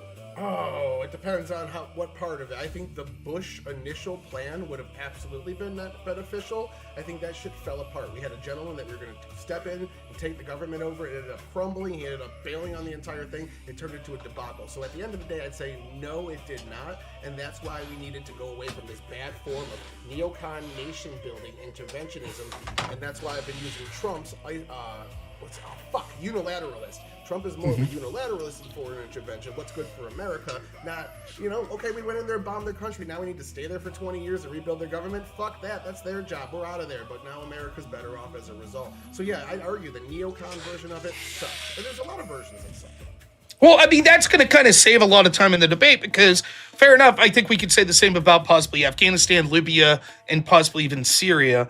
Other places that we've seen sort of what I would consider more neocon interventionism. And I also concede this. I'll concede that I think that Trump's idea of foreign policy is different. Look, I myself have been lazy. I've said like neocon regime change wars. There is a difference. I don't think if you advocate for changing regime in a country or limited strikes, that necessarily makes you a regime change. I think there is a fundamental different ideology with Trump. However, I think that many people made the same sort of arguments that you made in your opening statement in those past neocon sort of interventionist type mindsets, and we see how it's turned out. I think it's turned out poorly. Libya, we now have open air slave markets. Afghanistan, trillions of dollars spent, 20 plus years. Thousands of families in the United States have been negatively impacted because their sons and daughters went over to die there, came back with PTSD, wounds, etc. And for what? The same people that we were allegedly going there to fight, the Taliban and Al-Qaeda, now they run the show and have one of the biggest air forces in the region. This is the other thing. Historically, we can see that oftentimes what happens, particularly with the military interventions, is we end up arming people that end up being our enemies. So 20 years from now, it's self-fulfilling. We again have to arm people to go fight our enemies. We were allies, for example, in Syria with al-Nusra. I can't go through an airport without having to go through a scanner and getting filled up, which somehow they showed up as metal on my dick at this scanner here the other day. It was terrible. Avarice was sitting there watching it happen. Nonetheless, that's largely because of Al-Qaeda, because of Islamic terrorism. Yet we ally with these people, which is how insane the foreign interventionism comes. We give nuclear weapons to a country like Turkey while we're told that we have to continue to intervene in Syria because if we leave, then our allies, the Kurds, will be genocided by our ally Turkey. So the foreign interventionism seems to cause more confusion than anything else. And just because I think Trump's different, I think that it's still not going to end up positively, and his time would be better spent back home. So I'm sure you would argue, I'm sure you would agree that not every version of anything is good. It doesn't mean you throw the whole baby out with the bathwater. When you see maybe some police officer get too aggressive and throw somebody on the ground and break their skull, doesn't mean you have to be anti-policing. Now you can say that individual instance was bad. So that's kind of where I go with that. Is neocons were bad. I'd argue Libya was not neocon. Libya was more of the technocrat, left-wing interventionist type, where they go in, they aid the rebels the same way the neocons do, but then they pull out. Trump's version of it, the unilateralist, is to fund our allies to go and fight these battles for us, and then to actually have a coalition of our allies go in and oversee. So like the Gaza peace deal, with that, nobody wants Israel in Gaza. Israel doesn't want to be in Gaza. They formed a coalition of like 8 to 10 Arab nations in the Gulf region that are all going to go in, police, and rebuild this with some U.S. investment in different sectors and trying to get into that oil a little bit, but generally this is going to be a Saudi mostly Saudi because they're the richest and most powerful. Mm-hmm. A Saudi-led coalition that's going to oversee all this for us. It's a different version of intervention. The reason why Afghanistan failed, if you look at the polling from the region, the first 5-6 years, they loved us there. They saw their standard of living go through the fucking roof. Women were able to go to school. I want to say their life expectancy went up 7 years in the 18 years that we were there. It's fucking insane how quickly it improved. But if you look at what they wanted about 8 to 9 years in, they said they didn't want the U.S. the fuck out. They didn't like us there. They didn't want us there. Our cultures didn't mesh. They wanted the Saudis to come in and to oversee their reconstruction, oversee their new government. And we didn't do that. We were too proud. We were too neocon. We stuck to it. And then it ended up being the giant debacle of the Biden pullout that ruined his... That was the last straw for his presidency. So I would say that there's a lot of bad versions of it, but even bad versions aside, the overall net good of the policy itself, the giant amount of money that comes in from trade is completely dwarfed by all these old bad examples that we're now doing away with for the unilateralist stance. But I think that trade would be possible without like things like sanctions or military force. And like, look, let's be clear. There's another way that you could look at this prompt. I still stand by that we should look at it in here and now, and whether or not the foreign intervention that we see now. Another way that you could look at it is like, what if you're Trump? What if we're members of the Trump administration and we're coming in and we're talking about like, okay, status quo. Now the 4 years we have under the Trump administration, foreign interventionism is a net benefit. And I think that a reasonable way we could interpret what our answer would be, or what the Trump administration's answer would be, is have they increased or decreased foreign intervention? Now, we, of course, see the hyper examples of it in places like Venezuela or places like Iran. But other than that, I think that the Trump doctrine, for me, one of the most excited I've been was his speech in Riyadh, right? And the Riyadh speech basically said that there's going to be a new sort of vision that the United States has for the world. And that is, we're basically not interested in interventionism. And they spoke about things like, formerly, we may have questioned human rights abuses, and we would have put sanctions, we would have done this and that. Now we just want trade.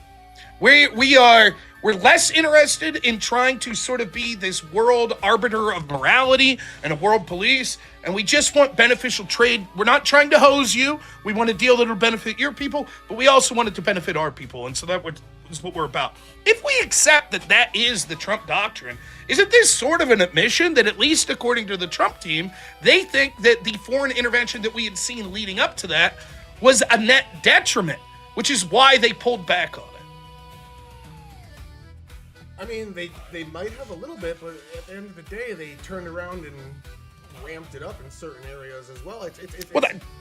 True. That's what I'm saying. It's not ending it. It's more of a shift away from some of the old ways that are now bad for us.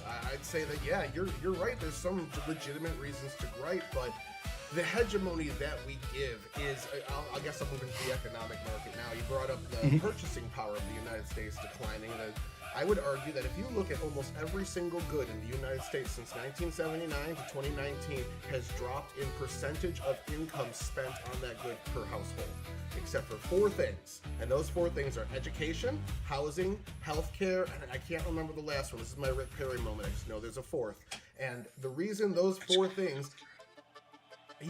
it's in there. It's in the study. I don't remember. Real estate, maybe? I don't fucking... I guess that would be housing. I don't remember. But it's things that have been completely dominated by left-wing politics. They have been making all the policy on healthcare, education, and housing for the last 50 fucking years. And that's why those specific things, you got all these fucking stupid housing policies in cities. I'm actually pro-NIMBY. Democrats used to be fucking pro-democracy. I'm pro-NIMBY. I don't mind that driving up housing prices. What I don't like is the lack of more housing because they're appeasing fucking unions and trying to keep... Yeah, that's the part I don't like. But housing, education, healthcare, these are the 3 things that have actually grown in a percentage of what our income is spent on since the 70s. Otherwise, we have more purchasing power than ever, so I wouldn't attribute that to intervention. I think intervention and keeping military police around the world has brought our trade costs, or has brought our overall costs down due to this trade, due to comparative advantage from other nations that can go ahead and make these goods for cheaper, send them here for whatever reason, and then boom, we have cheaper goods, and then we can focus on bigger things. We can sell airplanes. We can have the most advanced weapons in the world and sell these things that these other nations aren't capable of. The non-fun argument, generally. But at the end of the day, I think that we see the money being spread too thin in my mind is not true at all, because a lot of that income comes from this trade that we need police to protect. And you are right, you can have trade without coercion, and generally we do that with nations that we consider equal. But I mean, we've been doing this for 200 years. That's how slavery ended in the West. The UK ended it in all of its colonies. The United States ended it in the United States, and then they said, if you want to trade with us, these two nations that have gone through an industrial revolution before you, you need to also adhere to our demands on human rights and stop slavery in your country too. And they ended up forcing slavery out of the West with that form of coercion. It's been a net good for humankind and for God-given, inalienable American rights laid down in our Declaration of Independence. Disagree. Don't really care. I find, although I do care about people around the world, when we're talking about issues of the U.S. government, I'm primarily focused on the health and well-being of people in the United States. My theory is that our government should, like every government across the world, should be focused on the citizens of its country and how to improve their lives without intentionally doing harm to places around the world. So, for example, I don't say, well, fuck it, let's just steal Canada's shit. I'm not going to suggest that. But I also don't think that we owe our treasury and blood to enrich the people of Canada. I think it should be focused on, I expect the Canadian government to do the same and every other government in the world. Just like I expect you as, I don't know if you're a father, but you as a head of household to primarily take care of your household, me to take care of mine, etc. We're not robbing each other, but at the same time, if your kids need glasses and my kids need glasses and I only have money for one pair, it's going to my kids. So that's the way I look. So despite your patriotic speech about human rights across the world, not really factoring majoritarily in to what my consideration of this topic is, that we can talk about it if you want. I think that when we're talking about standard living, I understand what you're saying, and without seeing the data, which I'll fully accept that maybe energy was the fourth cause. I don't know. I don't know. But without seeing it, let's accept that the reason that we see inflation going so high and sort of the value of the purchasing power for like middle class America is because of just these few things. I would say two things. One, the left were allowed to do that because of the focus on foreign power, which led to domestic issues getting out of control and be dominated by these left-wing issues, as right-wingers seem to be more hyper-focused on foreign entanglements that we see. This has certainly been true of the Bush doctrine, right? And unfortunately, I see that creeping up again. So a lot of things, domestic issues that were key on Trump's agenda, mass deportations, we're seeing a little bit of it, but not as much as we should. SAVE Act, we're hardly seeing anything be done on that. We're seeing the Republicans basically stymie Trump's administration, and even left-wing violence and riots, much akin to the George Floyd riots, cropping up again and very little being done about it. On a domestic issue, this again is demoralizing and causing losses, I think, or potential losses in future elections. What I would say is that I think that even if we accept your economic argument that the inflation is these limited sectors, I don't know if I agree, but for the sake of argument, let's say we agree. The problem is that a lot of these good-paying manufacturing jobs have been pissed away. And that's largely because we have chosen as our primary export to be two things, which are dollars and military. That's what we've chosen to do. As a result, we now are in a situation where not only was this path to the middle class of manufacturing disappearing increasingly for young people, which I think is going to be a huge detriment to our country going forward, young people that feel doom and gloom, which is going to lead to them going to socialism, which is going to be a disaster, again, because of the focus on foreign policy intervention. But I think that what you also see is the United States is now reliant on many of those same countries that you'd want us to intervene against for basic needs. So, for example, when we have something like a pandemic, we're reliant on our biggest geopolitical adversary, China, for basic protective equipment and basic antibiotics, etc., because we've been so focused on foreign intervention, we've got rid of the manufacturing sector. Instead, if those resources would have been spent back home, and currently would be spent back home, we'd find ourselves in a far better position in the future. See, it's hard to dispute with a lot of what you're saying because a lot of this is focused on bad versions of intervention, but a lot of these things have all been corrupted by Trump. Even Biden was kind of on board with a lot of the anti-China stuff. Trump has been the number one president to decouple from China. Trump has been the number one president to fight back on their actions on the world stage, at least in the last 30 or so years, and I think it's fantastic and super fucking smart for our future. But even with the SAVE Act, I think this is a little bit, I'm not saying a red herring, I get your argument, it's just a little slightly off topic, but I think that you're kind of attributing the failure of all these things, or the less of an impact of all these things, to foreign intervention, when if you actually dig into them, the devil's in those details.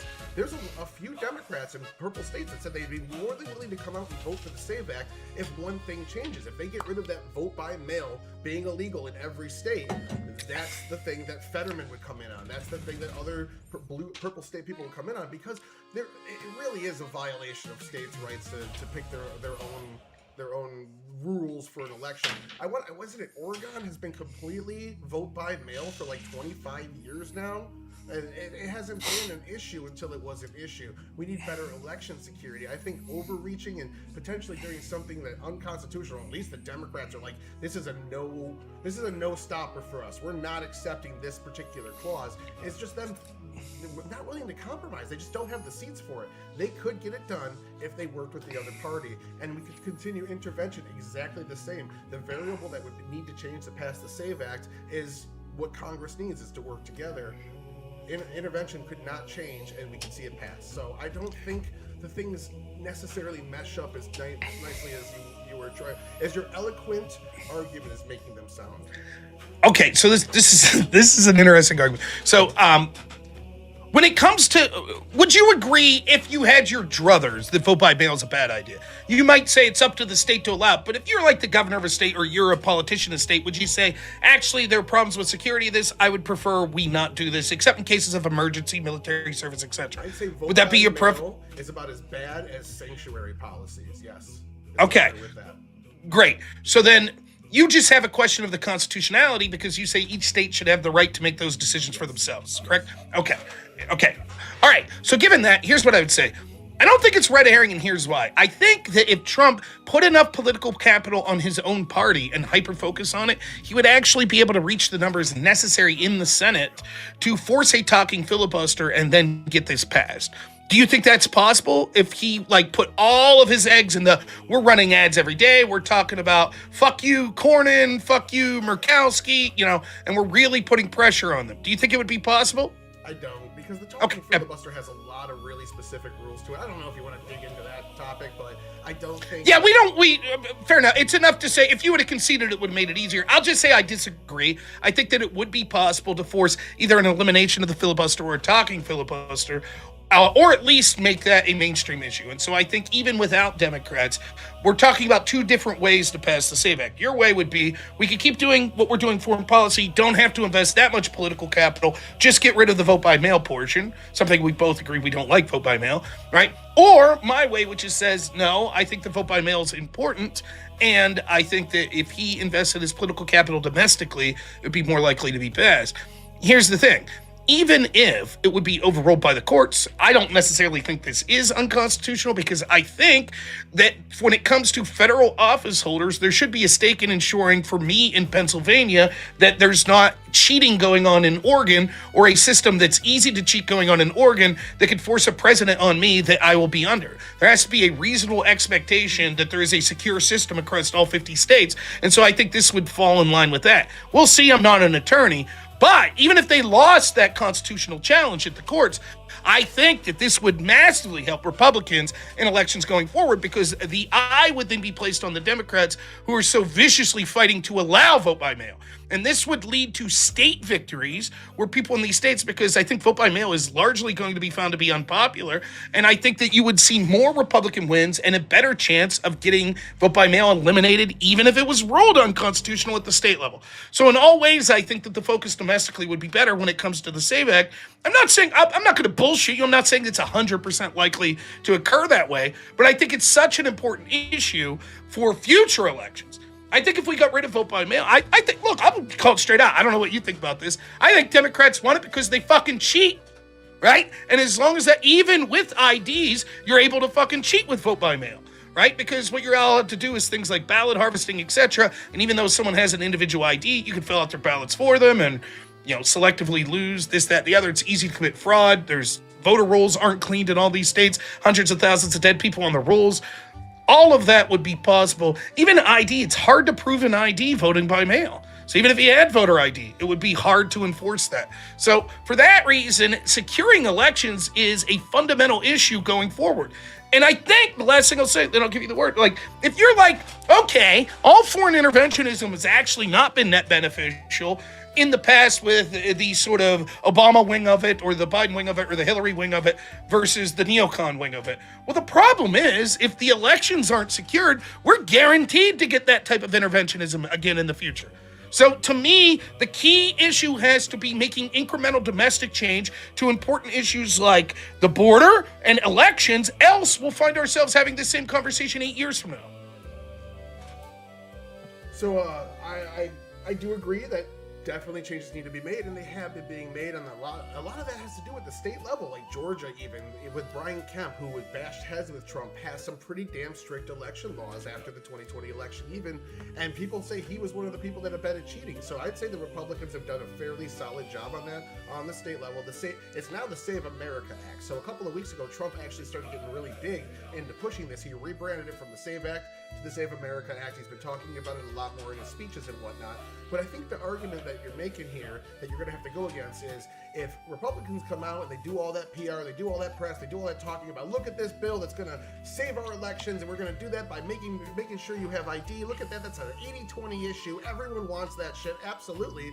And then Democrats come out and say, yeah, we like that. What we don't like is this pork packed into it that's illegally going to control our state elections in a way that our voters don't want.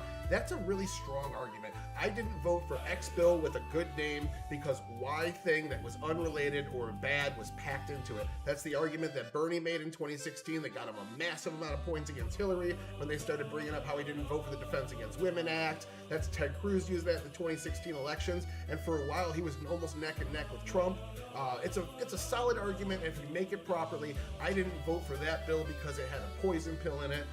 That usually the American people sympathize with that, and that's what you'd be up against if you did all this with the Democrats, is they'd come out and say, we like the good parts of this bill, it's the bad parts that we're not going to vote for, and the Republicans refuse to even talk to us about it. That is a tactic that has worked in the past, and you got to remember, the Democrats control almost, I think it's like 8 of the 10 largest media outlets in press and news. They control 6 of the top 7 social media websites, and that's why when you see people freak out online that one space lets people talk, right-wingers talk freely, that's so bad, and it's a Nazi space. It's the only social media website that Republicans can even speak freely on. The rest are completely controlled by the other side. They have a captivation of the narrative in a way that the Republicans don't. They're going to lose that battle all the time. So I feel like it wouldn't work. And again, the talking filibuster has its downsides. They really could get this passed with just moderating, taking out one of the 3 clauses. 2 of them still get through. Everyone gets a little something. Not everyone leaves 100% happy. That's how government's supposed to work, and that has nothing to do with intervention. We can solve this problem and keep the same exact intervention as a variable. I'm trying to do algebra with my argument here. Yeah, no, I understand. The argument is it wouldn't take a lot of political capital from Trump. In fact, it could take none because the Senate Republicans could do this on their own, basically. I understand the argument, right? What I'll say is, I think is that, like, overarchingly, if Trump was focused more on this, it makes it more likely to be passed. I think that's undeniable. And I think that even though you could possibly be right, it's sort of difficult to understand which of us would be more likely to be right. I'll fully acknowledge that. I do think that, like, intentionally taking out a provision that's one of the most key ones for election security is a mistake. I don't think that should occur. And, you know, what good is it? You know, it's like sort of being like, you know, oh, yeah, we'll pass this bill saying that we'll kick out illegals, except any illegal that comes through Mexico. It's like, why not just compromise and take that portion out? I think it'd be a mistake because the thrust of what we're trying to solve would not be solvable with that sort of compromise. So I think that becomes an issue on that. Nonetheless, again, I guess what the thrust, I think all of this is an interesting conversation. I think the thrust, though, if we get down to nuts and bolts of what we're talking about here specifically, is sort of the interventions that we've seen under Trump right now. So a glaring example, and the elephant in the room would be Iran, right? If you concede, as you did, that the domestic issues are more important than the foreign issues, but you think that both are achievable at the same time, like, how do you square the fact that the Iran conflict is massively unpopular, particularly with independents, and that makes it far more likely that Democrats win the House and stymie any domestic agenda in the next 2 years? When I look at the aggregates on RCP, I can see that his economy is about 15 points, or his inflation handling is about 15 points less popular than Iran. His economy is about 10 points less popular than Iran, and Iran's about a half a point more popular than Trump. So I would argue that the Iran conflict is not what's dragging him down. He was being balanced out. He has positive approval ratings in crime. He has positive approval ratings in border security, immigration. When immigration tanked from 54 to 44, it took down his overall average significantly. If he improved his economy, he could go around and blow up the entire fucking world. He could go blow up them and blow up them and blow up them. He dropped this fucking trade war that's responsible for potentially 40% of our inflation year to year. We could definitely see the economy. When would you would you call that trade war interventionism? Yes. I think it's got its positives though, man. It's hard to argue. Its positives have not been economic. Its positives have been national security, military, and things of that nature. The fentanyl tariffs against the southern countries below us completely stopped immigration. Fentanyl's been completely cut off. Like they have been effective. They just haven't been effective economically yet. It's going to take some time before we got $8 trillion of investment that we're not even going to see the positives of for like what 5 fucking years. So we will eventually see a plus from this. We're starting to see it right now in tech and IT. You're getting a giant, robust boom of high-paying, blue-collar, $30 to $40 an hour job blowing up all over the cities. There's not enough IT and tech workers in the United States right now, and with the changes to H-1B visas and less people coming in due to Trump's immigration policy, we're hurting. We're fucking hiring people that don't even have any experience right now in my industry because we're hurting so fucking bad for IT and programming. Like, it's awesome. First time since I graduated college it's this way. So I would argue that some of these economic changes are going to take some time to materialize. It's hard to judge after just a year, but you're right in the current state. They haven't borne fruit enough for me to argue that version of interventionism. And also to what you said, who is right, who's wrong. My metric here is for you to say at the end of this, wow, you really have improved a substantial amount from 3 years. That's it. That's a win to me. So that's all I care about. Like for me, one, we don't know how those things will end. So it's interesting you say, well, the reason is because our economy is not doing good enough popular because of this other form of interventionism.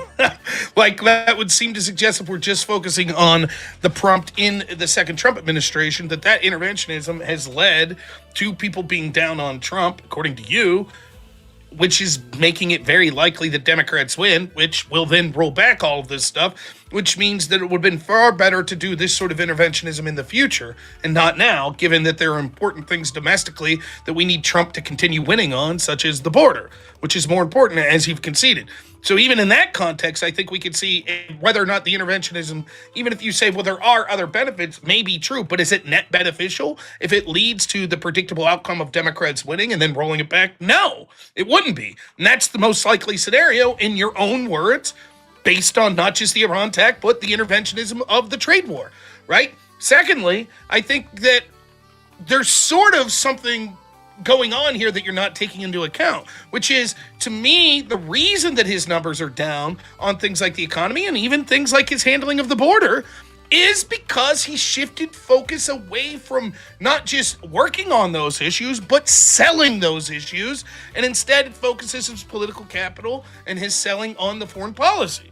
And so what happens is, actually, the Democrats, with the massive monolithic media that they have and their ability to spin a narrative, was making the economy sound far poorer than it actually was. For example, GDP was going down, but you would expect that if you drive the number of federal employees to the lowest level since the 1960s. The vast majority of jobs being created are going to citizens and native borns of the United States, as opposed to what we saw at the Biden administration, it was going to people that were foreign born. So those numbers are a bit misleading when the Democrats sell it of like, well, job growth's down. And we can see that under Biden, real wage growth, which is wage growth minus inflation, was negative under the 4 years of Biden. With Trump, it's about 1.3%, if I remember. So the economic numbers, while not great, and people are still suffering from 4 years under Biden, actually decent. The problem is, as with many things with Trump, they don't do a good job of selling it to the American people. Right? And so what happens is they're more focused selling other shit. So right now, what are they selling? They're not selling mass deportations. They're not selling how good they've been on the border. They're not selling the SAVE Act, and they're not selling the economic victories. They're not even selling tariffs anymore. They're selling Iran. They're selling Venezuela. And the problem is, those on their face, no matter how much energy you're putting into it, just aren't popular. And so what happens is, people are now down on these other issues that if the narrative was different and Trump was putting more sort of political capital into, I think that he would have more of a gain in. For example, well, I'll wait. I'll save that argument because that's an argument for you, but I will save it. So, yeah, I'll leave it there. All right, so you did kind of make a really solid argument for me there when you were being fair, which I very much appreciate. This has been fantastic so far. I rarely get good debates. I'm in the low tier with all the people that you've left behind in your ascension, and it's just... Well, there's no one better up here either, trust me. So. Yeah. You get to hang out with the Andrews at least. He seems very good. Anyways. Yeah, but we don't debate against each other. So, but at the end of the day, you kind of made my argument with the fact that you're saying like Democrats have the transition process of a lot of Trump's policies haven't fully materialized yet. That's why in this short time frame we're not seeing it. I'm more making the macro argument over the last 60 years, since World War II essentially, we have seen a large body of data that shows absolutely all these things have gotten better, and it's directly linked to them. But yeah, every party loses the midterms. Even before the Iran war, if you looked at the generic ballot between the Democrats and the Republicans, Democrats were still up by 4 or 5 points. Even if you account in the plus 1.9 that the polls were off in aggregate of the election and give that to the Republicans, they're still down by 2.1, which is pretty close to the margin of error for the aggregate of polling. So like, I saw them from behind all the time, and I think that's a whole longer theory I have. I don't think we have. It's so off topic, but I think that the parties are both unpopular. So as soon as one starts getting in their way, the American people are like, "Fuck that." Yeah. And then also on top of that, I don't see the Republicans losing the next presidential election for the first time in 100 years. They're the majority party. They're bigger than the Democrats since 2022, and a lot of them have lower preponderance voters that only come out for the big elections. So you're going to lose state, you're going to lose local, you're going to lose special. But then when it comes to presidential, you're going to get this giant wave like the Democrats were doing 20 years ago. So I see it as a realignment is more than anything. I think we see a President Rubio before we see another Democrat in there, unless they pick Fetterman. But I agree. But what I think with some of these arguments, you're saying you wish you heard more. You wish Trump was selling more. I think a lot of that, and we've seen this from different points from Trump, he keeps his powder dry. He has strategic timing. He comes out and starts doing his victory lap thing where he brags about all of his wins, which he used to do a lot in the first term.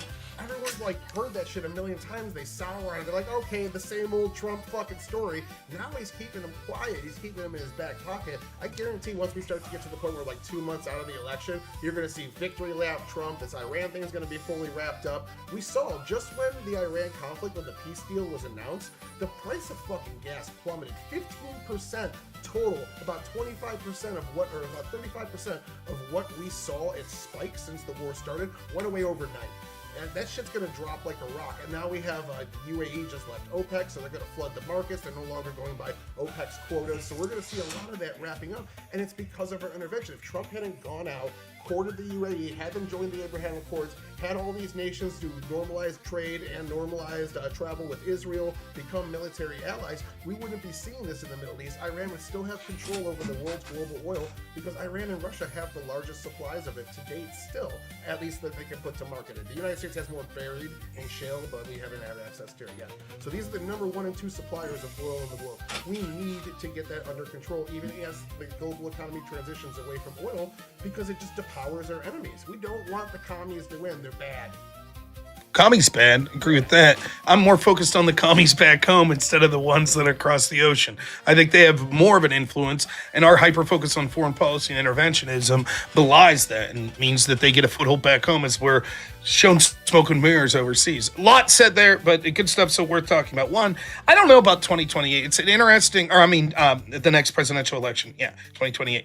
I'm not sure. I can see it both ways. I mean, one, you may make the argument counterintuitive. By the way, this is what I was going to say. I'll save that for a minute, which is like, the Democrats are so shitty, Republicans might win anyways, even if Trump's approval's in the 30s. I mean, that's just the truth. It really is, unfortunately, in the United States at this point, the party, you're voting for who you hate less. And that's just the way it is, which is fucked up. I wish it was better.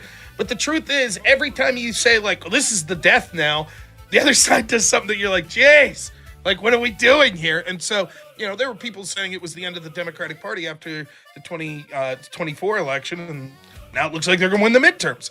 Historically, just to give the audience, I don't think this is really germane to our debate, but if you're watching and you're wondering, historically, if you have a president going into his second term that controls both the House and the Senate, historically, they take tremendous losses in the midterms. That's usually the way it goes. So that would be the default position to have, that even if Trump was just decent, they'd probably still lose the midterms. So aside from the debate now, just so you know, so when we talk about Trump's approval now, and, you can throw most of these polls in the water, both because I think the polling largely sucks the way they do it, but also because things could change like that, as you accurately say. Trump could be 37% today, and by the time midterms come around, he could be 49%. And if he gets up to 49% approval, I think that bodes very well, because it's a favorable map for Republicans, particularly in the Senate. And so I think that would bode very well. However, what I'll say is this. I think, though, that what you're seeing is Trump's approval roughly an aggregate of around 37, 38% today, whereas before the Iran attack, we were in the mid-40s. So even if the current polls that are suggesting Trump's at 37 are saying that they're more concerned about the economy, etc., I think that you could see that the vibe shift is largely because of the attack in Iran, despite what people say their individual issues are. Secondly, I think that a lot of those economic numbers are largely because of increased energy prices because of the intervention, specifically with Iran. Now, all of this good shit could potentially happen with the intervention in Iran. I don't know that I think that that's likely to happen. It could. It might become a debacle. It may lead to boots on the ground. It may lead to fucking driving people into a coalition against the United States, such as China and the BRICS countries, etc., saying we're tired of the U.S.'s aggressive foreign policy expansion, which leads to the rise of a bipolar world in the next 10 years because of this aggressive action that's been taken by Trump. I don't know, and neither do you. We can speculate on what's most likely to occur, but what I'm saying in the here and now, I feel that this Trump administration's in a unique position. To me, it's like we have the rare opportunity where we've been given a second chance. Trump's first administration, he didn't drain the swamp, didn't secure the border. I get it. He's up against a monolithic machine that is incredible in size that I couldn't even begin to comprehend. However, we've been given a reprieve here for the second administration, and I see him blowing it and partially helping lose the midterms in things that we only have 4 years to deal with because of his hyper-focus on this interventionism. And I just don't see it. We've been, fool me once, shame on you. Even though Trump is different than this sort of neocon philosophy, it's sort of a lot of the same old rhetoric. Weapons mass destruction, trust they had them. We got to do it. They're 2 weeks away from the bomb. We have to do this. And so I have a difficult time when I've seen this go poorly in the past 20 years to say, trust me, bro, this time Trump's going to do it. Totally concede Iran's a huge pain in the ass. They're a terrible regime. Fuck them. I don't care about that. If it ends with this regime changing to a more favorable Western regime, right, and we don't see massive boots on the ground and this winds up in the next 2 or 3 weeks, I think that's a positive. I don't know if that intervention is still good and was still worth it, but I ultimately don't think it would have been that bad. But we have no guarantee of it. So in the here and now, the intervention is bad because right now what we can see, it's driving up energy prices. It's causing Americans to dislike Trump even more. It's making it more likely that he spoils this second chance that we've been given. And I don't know in my lifetime that we'll ever get another chance to do things like have mass deportations, have election security, etc., which I see as, and drain the swamp, which I see as tantamount to having a successful administration. Okay, so I pulled up RCP right now. He's at 40.9 right now, so essentially 41 in aggregate. When you see the largest dip in his approval rating was right after the second shooting in Minnesota. So my question for you is, if he had been as hyper-focused as you wanted him to be on deportation and said, you know what, Kristi Noem was right, that guy was a fucking terrorist, we're going to keep knocking down doors and knocking heads, don't you think his approval rating would have probably dropped there too? Well, it may have dropped, but I think that the Preddy shooting, when you have unique domestic issues like that, you always see short bounces one way or the other. For example, you could see a bounce right now because of the attempt on Trump's life the other day. Those things normally flatten out. So I'm not surprised, no matter what Trump was doing. He could have been like, we're isolationists now. We're not dealing with the rest of the world at all. And I still think you were likely to see a dip with the Preddy shooting, just by the nature of those sort of things. People don't like that. I think you could have salvaged a lot of that by sort of hyper-focusing on what the situation was and why it occurred, which is because Democrats were intentionally facilitating conflict with ICE and how they're the real villains in this story. But I digress. As it was, I think what you'll see, if you're looking at RCP, I don't have it in front of me, but I trust you're looking. I trust you. My guess is that it started to go back up after the Preddy shooting, and then it went down once we saw the Iran conflict, and it stayed. My guess is it did this, right? Tell me if I'm right. It's Preddy, went down, and then sort of leveled up a little. Probably didn't get to quite the level it was before Preddy, and then it's sort of level. Then it goes down with the Iran conflict and started to spike up a little, but hasn't reached the plateau that it was pre-Iran. My guess is that. And you're muted.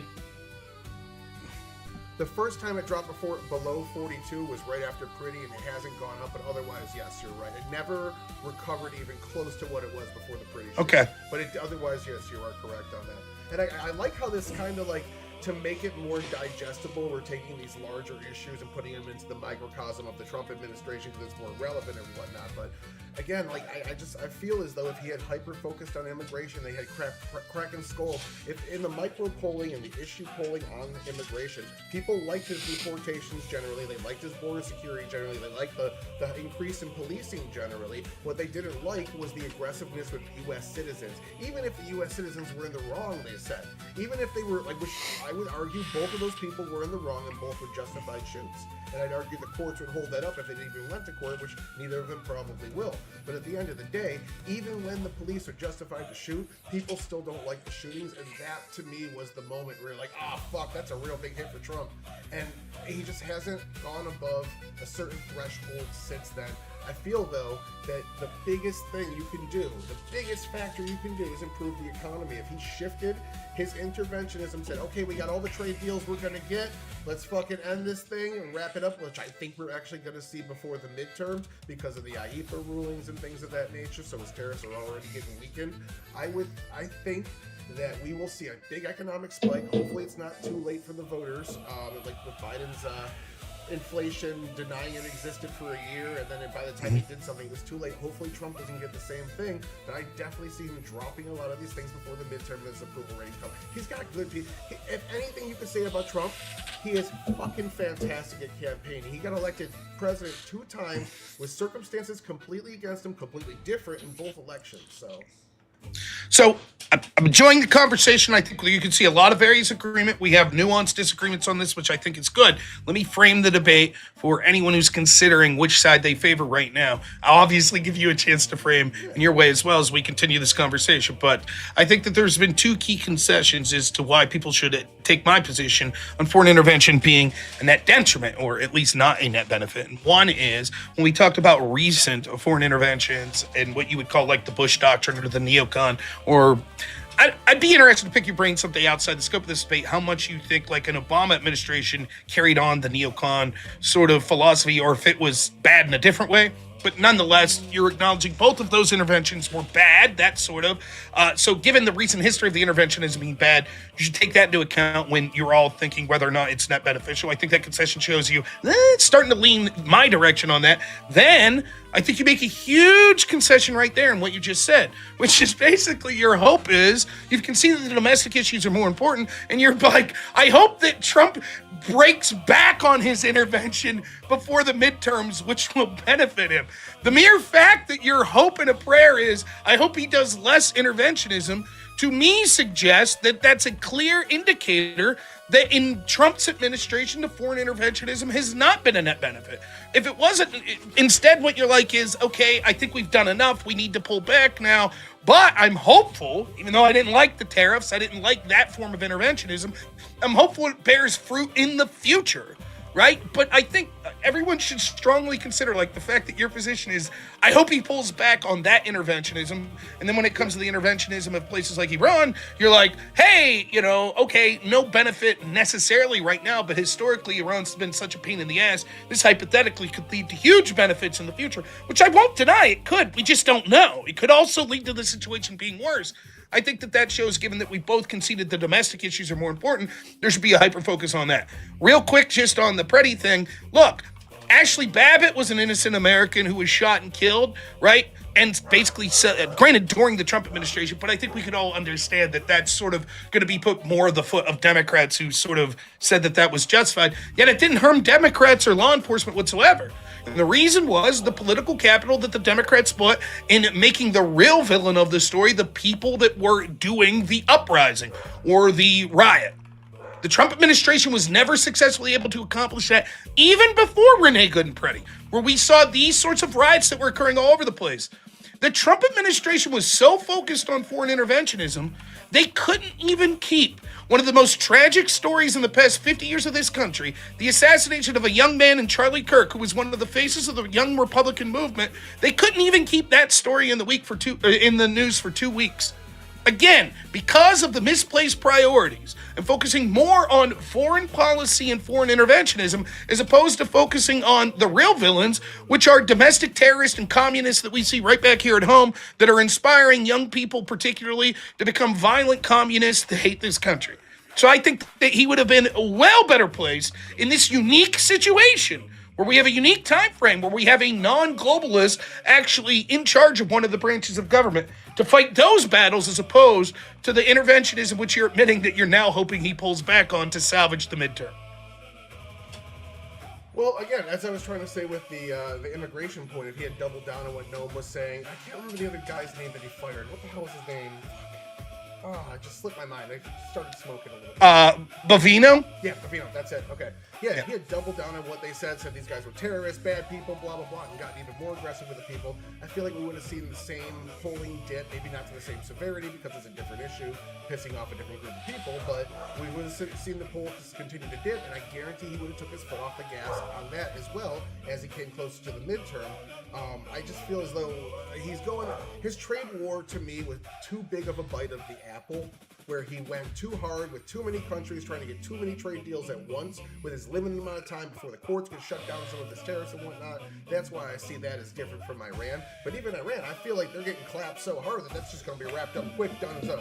But yeah, so framing the argument, I would argue my argument overall here is the aggregate wipes out the low-term dips. It's an economic argument people hear all the time in economic debates. The long-term aggregate wipes out the low dips. So my arguments are that even with all the bad examples brought up over time, overall, it's massively net beneficial economically, in terms of security, in terms of the practical reality, keeping us at the top of the food chain, and much less importantly to both of us here, morally as well.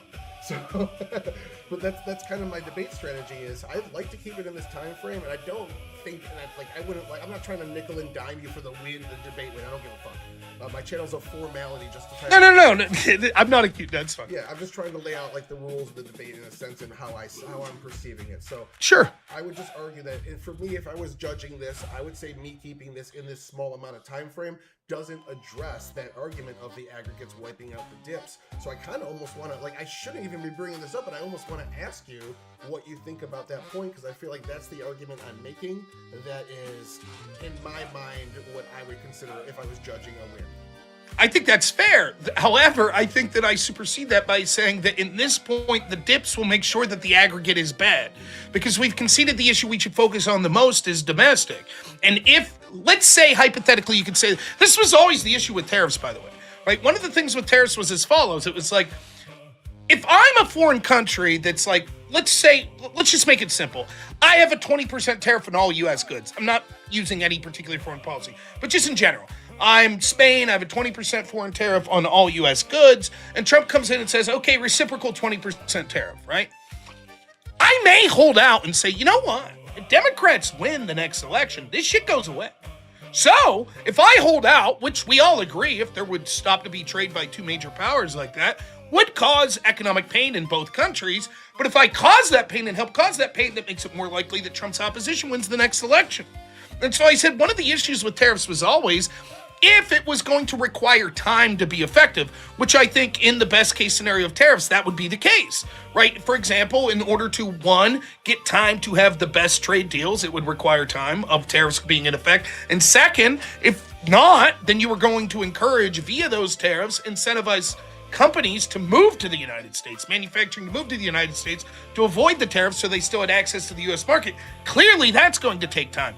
But the nature of our political system is every 2 years, shit could change, right? And if there's short-term pain, usually that means the opposition party wins. And if the opposition party then says, well, we're going to revoke that or make it as thorny as possible, well, now you're in this sort of weird way where it's like, if we're going to correct these systemic problems, we have to do it in ways that's palpable in 2-year increments, right? So we start to see net results in the positive range in that 2-year time frame. So the problem when you're like, look, the aggregate, I could accept with you if we had a monarchy, right? And it was like, we're guaranteed the same leadership for the next 20 years, then maybe that makes sense. You're like, yeah, of course, short-term pain in some ways, 4 or 5 years, people don't like it, but where will we be 15 years from now? If that on aggregate is better, well, then we're good to go. Problem is, I don't see it that way because I think what happens, as is evidenced by the fact that you're saying, look, we need to start pulling back on this foreign interventionism now to salvage the midterms, and we're not going to see the benefits of that foreign interventionism, at least for some time to come, shows that we're likely to never get to what you're considering the aggregate because of the short-term dip. So even though I agree, and if you had to ask me as a principle, am I willing to take limited short-term pain for obvious, on average, on an aggregate, greater growth in the future? Of course I'm willing to accept that. I just think that given that we agree that the framework should be that the domestic issues are more important than this, and we also, I think, agree, we haven't really hashed it out, that this is a unique time frame to do it, we're fucking ourselves if we waste this 4 years saying, with these actions, it might be some downturn for 4 or 5 years, but it'll be worth it in the future. Because it'll never come to that because, I appreciate you like my Senator John Fetterman and his hoodie-wearing ass, but I don't think we're likely to see him as the President of the United States. I think we're more likely to see a Buttigieg, a Newsom, and they're going to continue the Obama-Biden-era policies. They're going to be sympathetic to Iran. They're going to roll back this shit. They're going to open the borders back up, and we've lost a key opportunity, and we may never get another chance at that point. Fuck, they're going to go with the Carvel policy. They're going to make D.C. a state. They're going to eliminate the filibuster. They're going to make Puerto Rico a state. They're going to pack the courts. They're going to aggressively use lawfare against their opponents, and it may not be survivable. In fact, who's on their fucking ass, who's on their target list, when they're disinformation board. You absolutely know that speakeasy and verbal combat will be on that list, so we won't even be able to have this fucking conversation because they're going to imply mass censorship because we would be a threat to them. So for that reason, I think that you're technically right. However, the short-term dip does mean that we never get to the benefits of the aggregate because it cost us these next 2 to 4 years. Now, say that with the caveat of, you've said, and I want to be fair to you, you don't see it that way, particularly when it comes to the next presidential election. And I'll have to concede that you may be right. In fact, this was the argument I was going to give you, and I'll see what you think about this. I should keep my mouth shut here, but I'm just trying to be fair and honest about this. I think sometimes the best thing that could happen to you in a presidential election is losing the midterms, because that party will show how unpopular they are. We are in this fucked up inverse of what you would expect politics to be, where it's just like every time a party gets into power, everyone's like, oh yeah, I remember why I hate them. Right? And they're more likely to remember why they hate the Democrats if the Democrats win the midterms.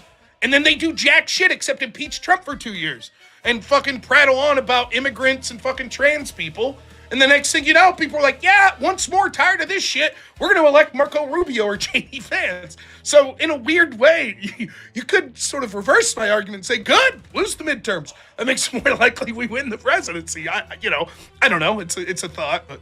No, I respect the fairness, but no, I agree. I really like your pain calculus, the argument, and I want to flip it back on you because most of the nations that Trump was tariffing had that same pain calculus to deal with elections. We're going to go through short-term pain, and those fucking tariffs are going to hurt us much, much more than they hurt the economic powerhouse of the United States.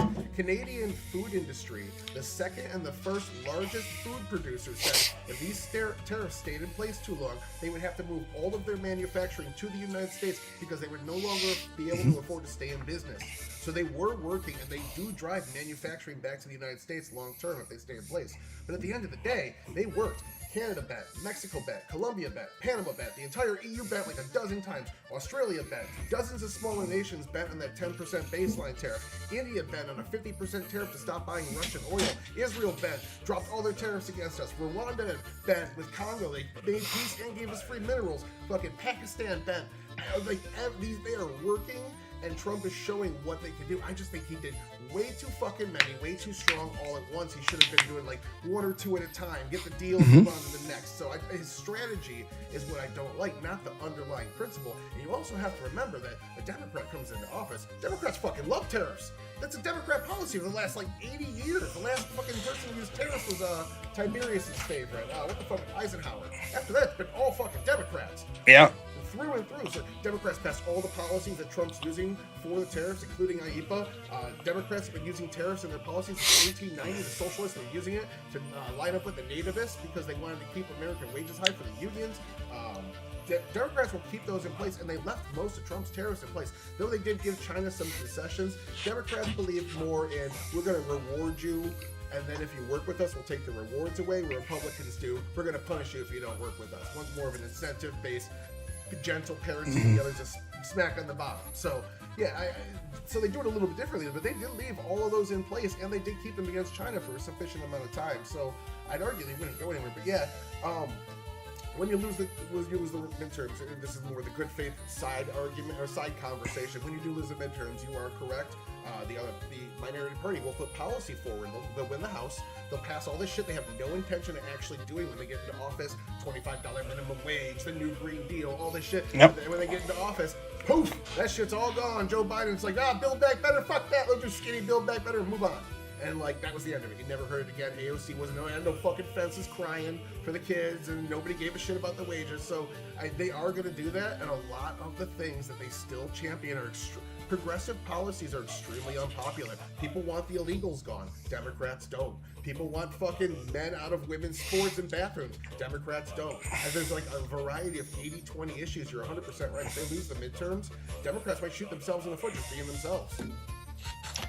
Look, I just think that there's a solid chance, though, that Republicans are going to get whipped, and then it's going to be way more difficult to be able to have any sort of like positive things that happen on these domestic issues.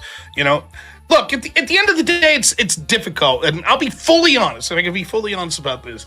I think that I probably favor the tariffs, maybe even more than you, at least as a hypothetical. The reason is because I think, and I do largely blame sort of our foreign interventionist type idea and the idea of the United States being the world police and sort of favoring businessmen and lobbyists in certain industries in the United States prioritizing foreign deals that haven't benefited the U.S. middle class in the manufacturing sector.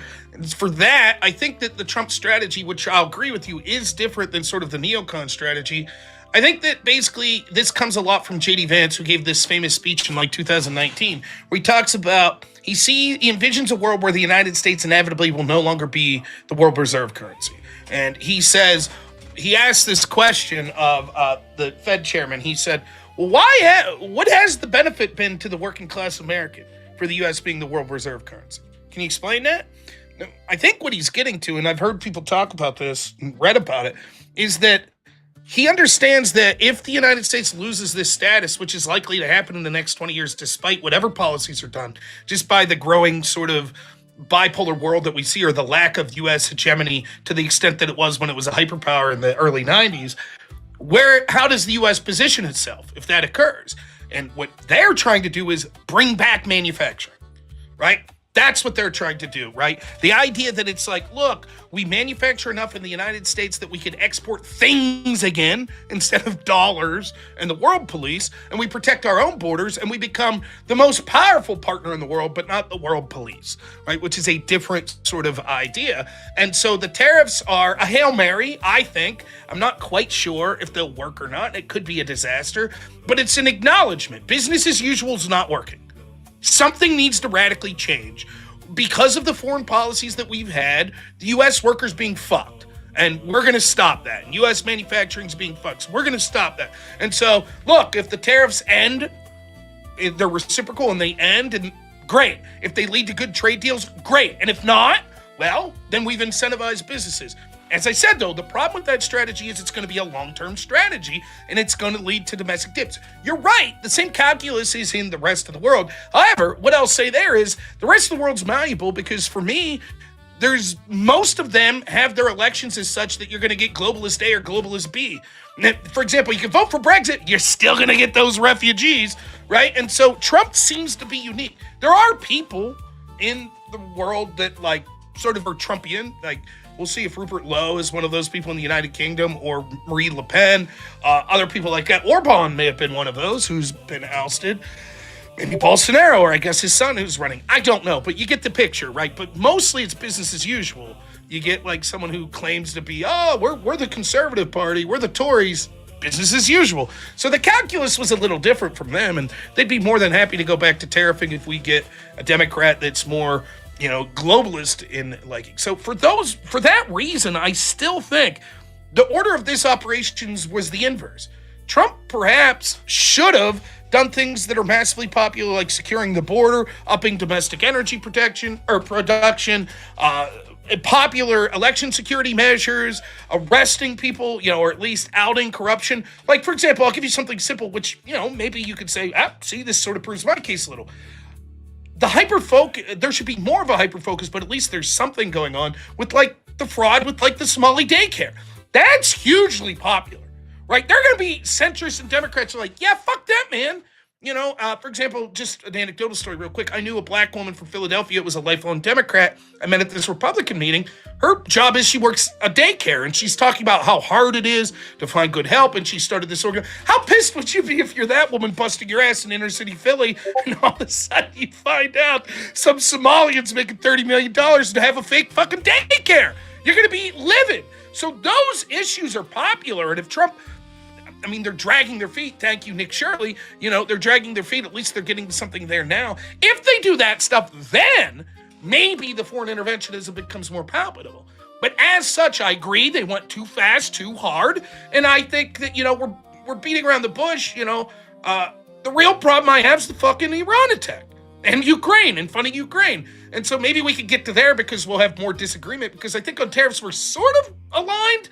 We're like, maybe a good thing in the future, but causing some short-term pain. I think that's reason enough to vote for me on this side because that short-term pain likely leads to Democrats winning and stymies Trump's domestic agenda, which we agree is more important.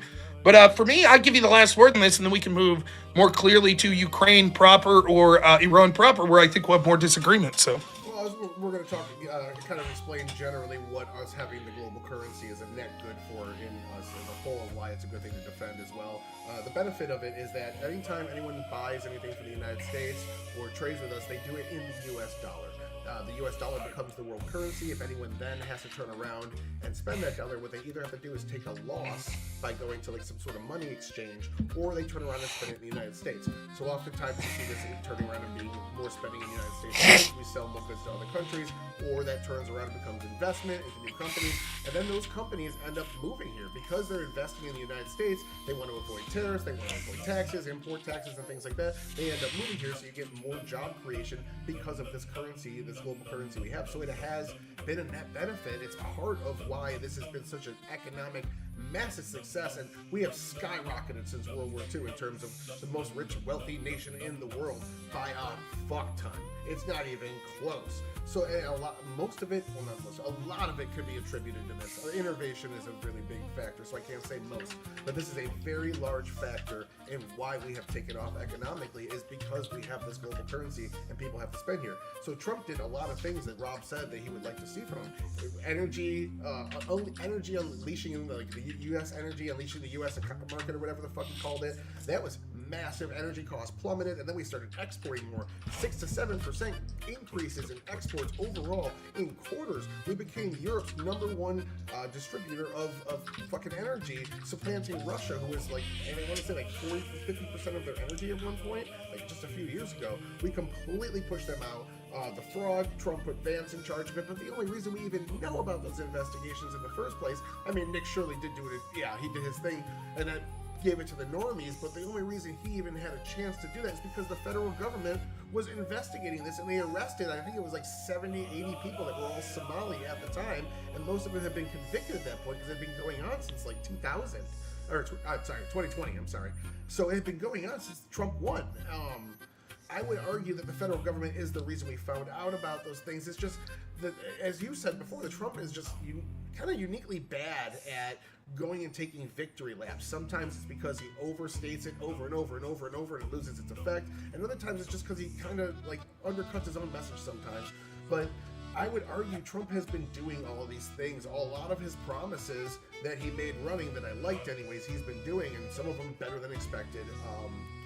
You can't go too hard into one thing. It's, again, the point I keep going back to with immigration. If you go too hard, too fast into one thing, even though you want more of it, I completely get where you're coming from. I think every single person here illegally should be deported, and then maybe we do an expedited for people that have been here 15 years to come back in front of the line. Everyone else back of the line. The people that came here the right way get to come in first. So I'm with you on that, but it's... If you go and just fucking do all that in 2 years, you're gonna lose no matter what in the next election. People are gonna hate it. It's gonna be draconian. There's gonna be fucking mothers crying all over the news. It's gonna see your polling drop. At the end of the day, you have to be moderate and temper certain things. And I think that the closer we get to the midterm, as I was saying earlier, you're gonna see him temper his intervention because it's not that popular. Even though long-term it's not good, people vote more in the short term. They're going to see their pocketbooks. They're going to see their gas prices. They're going to be like, what the fuck is going on? They're not going to think, well, in 20 years, my kid's going to have a better fucking distribution of his disposable income because of this. But it happens. It's there. It's just not there for people to see. Okay, let's talk about sort of the world reserve currency. So what Vance is saying in 2019 here, he agrees with you when it comes to the consumer. He says that the U.S. being the world reserve currency is a huge boon to the U.S. consumer. Of course, it's going to lead to cheaper prices, etc. However, it harms the U.S. producer, right? Because what's incentivized is when the U.S. currency is the world reserve, it means that we're exporting these dollars, which means that our things that are being produced are cheaper around the world, right? Which ends up meaning, what it ends up meaning is the actual things that are creating resources, manufacturing, etc., it's harder to export around the world because of it. So what happens is those places leave. They leave the United States, and we end up exporting dollars. So what you see is we've exported a lot of these jobs. It means that, yes, we're paying less, but our manufacturing sector has been destroyed. So factories are closing or moving overseas because U.S. goods can't compete on prices anymore. It leads to losing sort of blue-collar jobs. So while you're right that through a lot of things, the standard of living's increased in the United States, we can also see when it comes to certain sectors, sort of the blue-collar working class, things have become more difficult. You could say, yeah, but it's Democrat policies, but it's not all that. So staples that we need, such as housing, energy prices, and other things like that, even people's budget when it comes to certain food items, we can see they're putting more and more in there. Not to mention, we have seen the middle class is sort of starting to erode. Now we have the very wealthy have-nots that are primarily sectored in the financial sector, and those that formerly were maybe in the manufacturing sector are now the have-nots. And what we see with them is that they're struggling and relying on government assistance, credit cards, etc. More and more people we see are unable to get out of the debt that they find themselves in, which they find necessary, not just for luxury items, but actually for basic goods. And largely that's because we have created and incentivized by the U.S. being the reserve currency, all of the good jobs going to the financial sector. So for example, let's say you're a very intelligent person and you want to make a lot of money.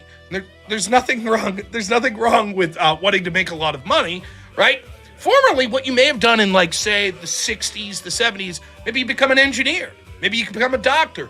And you have to go to school and you have to learn this craft. And then inevitably, once you get into that field, you're making good money. Now, though, for a mere 2 years of an associate's degree, you can get a job in the financial sector and you're going to make way more money than you would in those other fields. And the financial sector is not really doing anything that's beneficial to our society. It's moving piles of money from one pile to another. Formerly, when we were creating things, you could say this is of net benefit to society. We could see if you create tires, how that helps society. We can see that if you're farming, how that helps society. But how is the investment firm? How is sort of speculators? How are day traders? And these are where so much of our money is being. The financial sector is becoming a bigger and bigger slice of the pie of where our economy is, and that's largely because of this. It's sort of a moot point anyways, because Vance's central argument is, even if you think, and there certainly are benefits to the U.S. being the world reserve currency, it inevitably won't be. And when that happens, where will the United States find itself? For example, let's just say, I'll ask you, hypothetically tomorrow, for whatever reason, we can come up with a million different reasons. Tomorrow, the rest of the world has an agreement that they're by the end of the year, we're transitioning. The U.S. will no longer be the world reserve currency. It's going to be paying for a short term, but we're transitioning to something else. What would the United States do? We'd sort of be fucked, wouldn't we? Right? Because all of a sudden we'd find ourselves in a position where holy shit, prices are going to skyrocket. And it's going to take years and years to get the manufacturing back. So if the consumer's paying more, you'd say, okay, but good news for the producer, right? But it's going to take years for the producer. Vance is saying we need to set ourselves up more focused on domestic issues, which is what's going on with that Riyadh speech, and saying, look, it's no longer about foreign intervention. Instead, what it's about is prioritizing trade deals around the world. And so, even though this is sort of a tangential issue, that's the argument. I totally agree with you. The U.S. reserve currency has made the fucking U.S. rich, but that wealth is put in the hands of the few. And ultimately, if that ever changes and the U.S. isn't the reserve currency, we're going to find ourselves with our pants down. So that's sort of the theory that Vance has with this. All right, so, oh man, I got a few things for you. So, we wouldn't be fucked. I'm going to answer your hypothetical first. We wouldn't be fucked, but it would definitely hurt. Probably for a decade. It would take a while to transition. I think either way, we're so fucking far ahead because of this coalition we made after World War II, making us the world currency, giving us all united banks and trade routes that we use in intervention to suppress people from doing bad things. We have such a head up that if they pulled out now, it would hurt them significantly more than us, because anytime we do world trade, we're essentially siphoning wealth from other countries. Like, they take our wealth out, but then they have to turn around and come back and spend it because it's in our currency, or they take a loss on it by trading it with markets. So they have to come back and do it. So anytime anyone trades with us, we're essentially siphoning a percentage of their wealth out, because these are mostly capitalists. They generate and create more wealth. That's why they're not going down. They're still going up, but we're going up at higher rates because we siphon some of it out due to this. I'd say at the end of the day, all the counter arguments are just dwarfed by the fact that this puts us ahead. And again, it's going to hurt them significantly more than us. So to your point about manufacturing, I 100% agree. That's why I'm pro-tariff as well. I think that you're talking about is the Reaganite, neoliberal, free trade, trickle-down policies that have forced our manufacturing out. What they do then is they take our manufacturing, move it overseas, and only 1% of massive companies are able to do that overseas trade, and they benefit highly. And it does trickle down. It does give us cheaper goods over time, but the wealth distribution has been significantly off because of this. I think with the policies we're seeing with Trump, long term, that manufacturing is going to come back. We're starting to see it now, again, as I said earlier, with the tech jobs. But really, at the end of the day, like, the bigger problems I see with your argument are like, what the fuck can we do to defend ourselves? So here's a scenario for what happened, and I think I'll leave it at the end of this so you can address it, because it's a pretty good direction to go. This is when it really hurts us. So China violated every single trade deal we've done with them. They steal our fucking patents. They flood our markets with steel. We need a strong, robust system of allies, because we said, okay, you're going to flood our markets with steel in a way that's going to put our steel industries out of business. Well, fuck you. We're not going to buy it anymore. It's no longer allowed on our markets. So what they did was they flooded into Canada and Mexico. So Canada and Mexico would have, which had the predecessor of USMCA, the Clinton one. They had that NAFTA? NAFTA, yeah. So they were allowed to trade steel with us with no tariffs or anything like that. So they were trading us Chinese fucking steel. And then when we caught on to that with USMCA, we ended that. And then they, instead of siphoning their steel in, they went and invested and built steel industries inside there and started producing the steel inside Mexico and Canada. And then they were allowed to sell it to us. So that's why we needed to restructure USMCA in Trump's first year of his second term.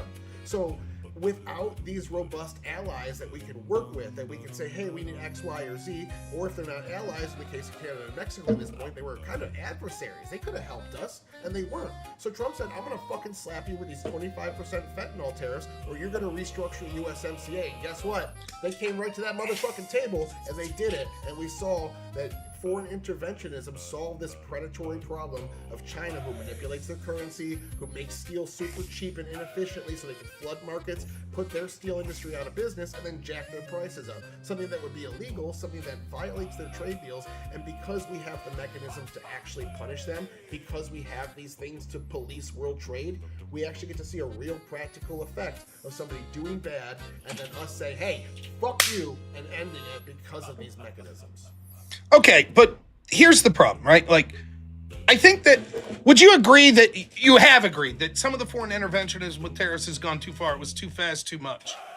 Yeah. You agree with that, right? Okay, so here's the problem I have. As I've articulated earlier, I mean, I hate to be semantical, but I'm just going to be flat out with it. I don't look at that as foreign intervention. Like, I don't look if Mexico attacks us and we fight back with our military as that being foreign intervention. Similarly, if Mexico is directly causing things that are detrimental to the United States and we slap tariffs on to be reciprocal, I don't think that's foreign interventionism. If Canada puts a 20% tariff on U.S. coal and we put a 20% tariff on Canadian lumber, I don't think most people would consider that interventionism.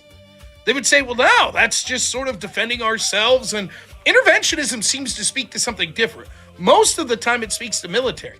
I actually have less of a problem with interventionism in the form of sanctions and things of that, tariffs and things of that nature, right?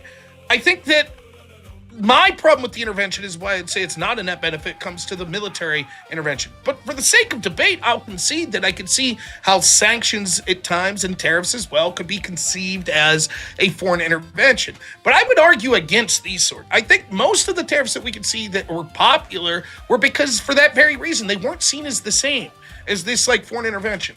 So a tariff that would be more what I would consider foreign intervention is in the form of a sanction. Right? We are going to, you have some sort of human rights abuse, you're abusing the Uyghur Muslims, therefore we sanction you to the tune of 20% of all products, or we don't, or we, in the form of a tariff of products, or we sanction you with sort of refusing to release certain funds from financial institutions, et cetera, et cetera. That, to me, is more akin to foreign interventionism as opposed to like, yeah, we're just going to have a reciprocal tariff, or we're trying to stop fentanyl coming into the United States and the sort of things that you're talking about. Similarly, I don't think that pressuring Mexico because it's like, look, you're fucking leaving all these people in. We want them to remain in Mexico. If you don't like it, then fucking secure your southern border. I don't look at that as foreign interventionism. I look at that as domestic issue and protecting our own borders. So I think that it's different, and I don't want to be semantical, but that's how I view that. However, I do think that there is a net downside to the sort of policies that we would consider in that umbrella that are focused on foreign issues. And that's where I would put like sort of the Iran military attack, but also the sending of weapons to Ukraine, etc. Before we get to there, though, I do have one question, because you talked about our allies now are the folks in the Abraham Accord and how that's a good example of foreign interventionism working.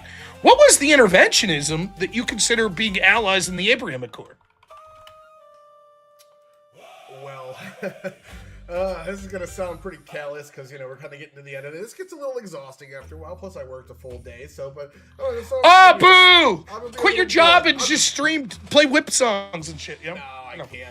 I gotta pay a mortgage, so... But no, I would argue that the Abraham Accords, the intervention there was not negative. It could be positive economic intervention. We give a couple of these countries money to help with these different things in the Middle East. Jordan, I think, gets $1.2 billion a year. I think Egypt gets $2.1 billion a year. Together, they get about as 80% of what Israel gets on average a year. And they're shooting down drones from Iran. They're shooting down rockets. They're helping with not Iron Dome, the other one I couldn't remember, but they were all working together. So it's more of a form of positive economic intervention, saying, hey, we'll give you incentives if you work with them. It's more of a Democrat tactic in that regard to try to build allies and here, we'll give you some incentives, and then if you're naughty, we'll take those incentives away. It's kind of more strange that Trump's doing it because most of his foreign policy is almost spank you if you don't listen. But I want to just go back. We're kind of looping back to like the beginning of my intro with the foreign definition of intervention. So it looks like we're kind of running out of runway. All we got left really is Ukraine by my notes, but I'd say foreign intervention is, again, it's anytime you interfere with a state in their internal or external policies, a sovereign nation, a state, whatever, with military, economic, or political means. So again, I'd argue a sanction is clearly a form of intervention. Everyone generally agrees with that. All a tariff is a lesser version of a sanction. It's especially a blanket tariff on all goods. A sanction is 100% no trade. A tariff is a higher tax, a penalty for trade.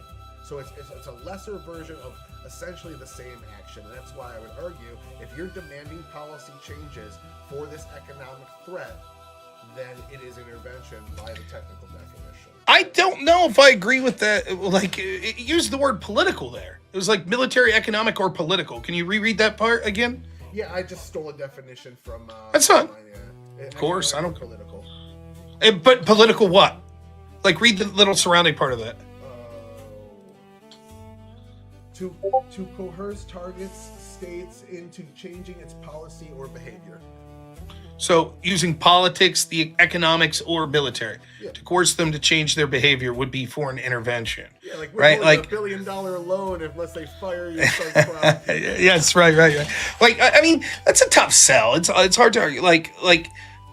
In general, if we're just like, because political intervention could be anything. It could be like we send Marco Rubio to just talk to you. That's technically political, right? And so then the question really becomes, is it ever of benefit? Is it net beneficial to the United States to even send, hey, we're just sending someone say, we'd like you to stop this. I mean, I think that clearly the problem, I'm okay with that, of course. And that would be a foreign intervention. I think that the definition in that sense becomes too broad, at least how we determine it in the colloquial sense, because I would never consider that the United States sit back and do that. For example, I have no problem with the Trump administration. This is something they need to do more of, aggressively going after the European Union politically and saying, stop trying to fucking fine X for the crime of free speech. That technically, under your definition, even though there's been no tariffs or no military coercion, that technically meets your definition of foreign intervention, correct? See, I don't know. I feel that that's too broad, and it becomes difficult. Now, I know for the sake of, just so people that are watching know, I know for the sake of the debate, I'm taking the negative side in this, but I don't know what the topic is coming in, and I'll be honest about what I truly believe. If that's how we're defining foreign intervention, absolutely it's usually net beneficial, because there are thousands upon thousands upon thousands of examples of the United States telling other countries, these are the policies we would like from you, without sanctions, without tariffs, without changing trade policy, without the military getting sent. And I wonder if you would agree with me. In fact, that's the bulk of what you would consider foreign intervention. Would you agree with that? That it doesn't really come with sanctions? Or so in that sense, I have no problem. So, and that it would be awkward for me to then say, no, I have to say that those sort of, so I guess, you like it or hate it to the people who are listening, what I'm arguing about is the types of foreign intervention in the sense of the military particularly, or when it comes to these aggressive sanctions that I see as achieving sort of these foreign policy agendas that don't directly affect the United States, maybe through second or third order consequences is what I'm against. As far as even the Abraham Accords, which you cite is something that's good, you're just well, we give them aid, and that's foreign intervention. And it's I suppose, right? I think that there's a different connotation to that. Foreign intervention of sending weapons or bombing someone or, mass sanctions or something seem to be a different type.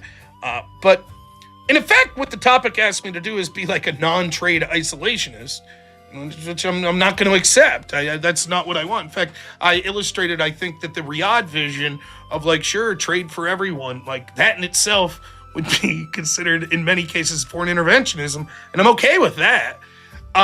So what I say is, I return back to my opening statement here where I say these types of aggressive foreign interventions in a militaristic sense, which I'm normally criticizing when I say this, it could have been true that these were beneficial to be the world police in the past. It's not now.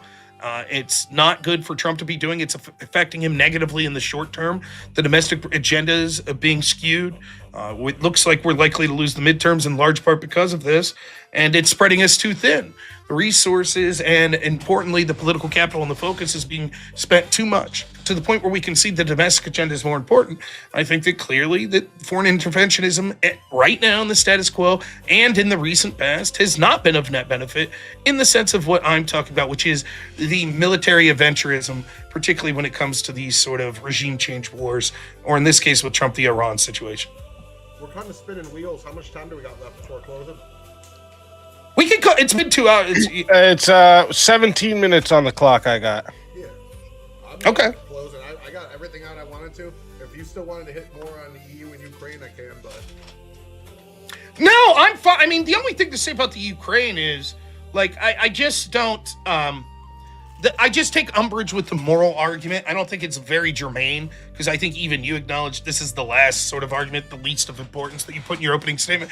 I just don't find it to be a moral position, as I said in my opening, to sort of like, yeah, we'll give you the weapons that ensure your national, like a generation of your young men will be mired in this blood fucking soaked war, whereas we could have just said, look, we're not going to get. In fact, my argument would be interventionism is what led to Ukraine fighting that war in the first place. Had we never intervened in the Maidan revolution in 2014, the color revolution there, we wouldn't have been in a position where Russia would have felt it necessary to invade.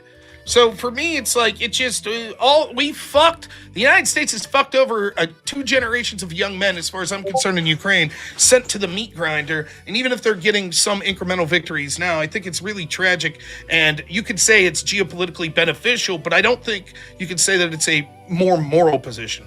At best, I find it morally neutral, I guess I would say. I don't got much for that. Yeah, I'd say Russia's intent's hard to guess, because they went into 2 other nations prior to going into Ukraine and the color revolution. And I heard you and Sitch and Adam battle it out over the Newland call. I don't want to rehash that. I kind of lean a little bit more toward their side on it generally, but that's so far off the topic. Well, to be clear, I think too much emphasis put in the call. I think it's clear. The way I put it is this, and again, it's not really necessary for this. It doesn't matter if we caused the revolution. We certainly helped spring on the leadership that came, which was considered pro-West and anti-Russia afterwards.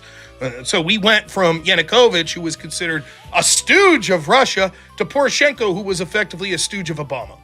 And so you can see how Russia's pissed about that, you know? Do that. And at the end of the day, we had that same exact hand in Russia to get Putin elected. Bill Clinton worked with them. Yeah. So, like, at the end of the day, that's kind of... So there, we created both sides in this conflict, which is allowing millions to die. Another example of foreign interventionism being bad. So... I'd argue there's a lot of bad examples, but at the end of the day, if you look at the aggregate, the net gain on our economy, the net gain on our security, the net gain on the advances in our military, that's when I didn't really get to.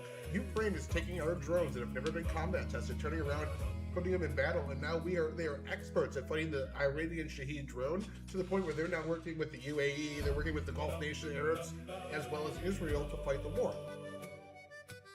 Yeah, I just think that like, when it comes to the moral, I have no problem. Like, for me, I put very little value on the moral, speaking of this, and I have at great length argued with people with this and said, fuck you, I think you're immoral. But the truth is, I think that you could be morally neutral with this policy. I think there are arguments to be made that's good or bad, but oftentimes the interventionists rely on this faux sense of morality. An individual like you, I'm not impugning your motivation. I think your motivation is absolutely pure. I just don't think that our military brass, State Department, CIA share those benevolent motivations. I don't think they give a fuck about the people of Ukraine at all. And so when people tell me I have to support this for moral reasons, I'm like, yeah, fuck all that.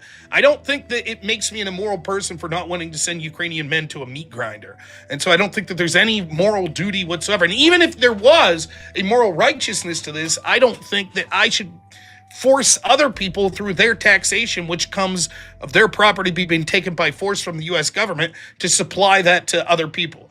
As with all things charitable, if I choose to do it myself, that's one thing. But it is not moral of me to demand other people partake in the same charity that I would do voluntarily. So I find that I'm not really, again, it's sort of an aside point. You even mentioned that. I only bring it up because a lot of people focus on that issue first and foremost, that there's some moral imperative, and I just find that to be bullshit, because I think that the people that are running shit don't share that moral imperative, and oftentimes there's unintended consequences that it's easy to reverse that morality. So I just view it as a morally neutral, and if you want to just be like, fucking A, man, like, whatever, the Ukrainian people, whatever, but it benefits the U.S., I'm more apt to hear that, because to me that's the more honest and morally neutral position on it. So yeah, that was the arguments earlier about the mineral deal that's going to result from it, the Shahed drones being advanced to our military stage number 1, and there was one more. I don't know, draining our enemy of resources that we have to deal with in the future. So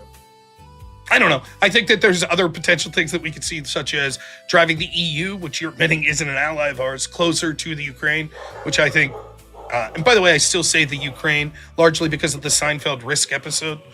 You say the Ukraine is weak, you're weak! And he flips his table. So fuck all the Dylan Burns and company of the world that I don't know if Dylan's ever, but people like that are like, it's not the Ukraine. Fuck you, it is the Ukraine. How do you like that? And it's Kiev. I ain't saying Kyiv either. Fuck you on that one.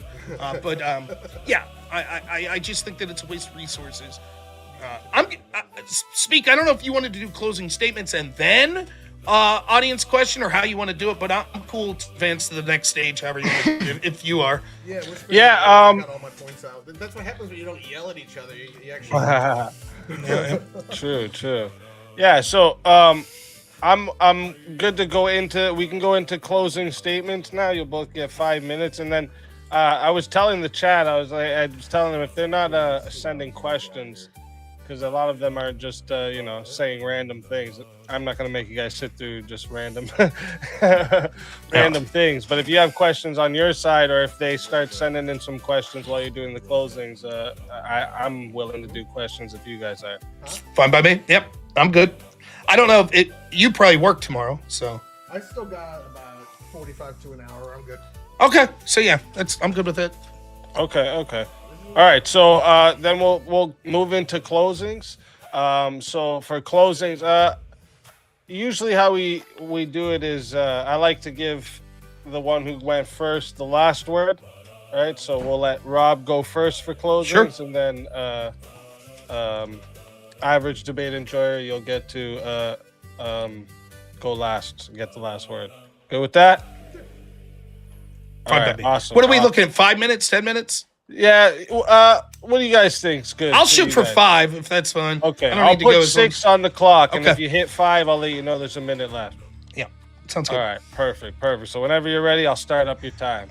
Very fun debate. I like this. And the truth is, some of these debates are most interesting when chances are we have 95% agreement on sort of what we would like to see happen. We would just have nuanced disagreements on how we'd like to see it get there. So I always enjoy these types of debate and could understand how someone watching could take either side. However, I think that I win this debate, and I'll say why.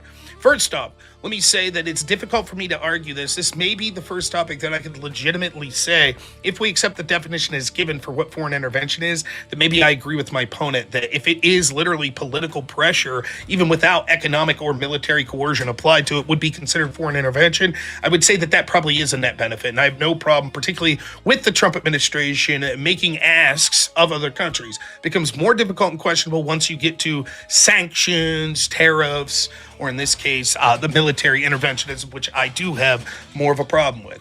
So given that, you could accept that for what it's worth.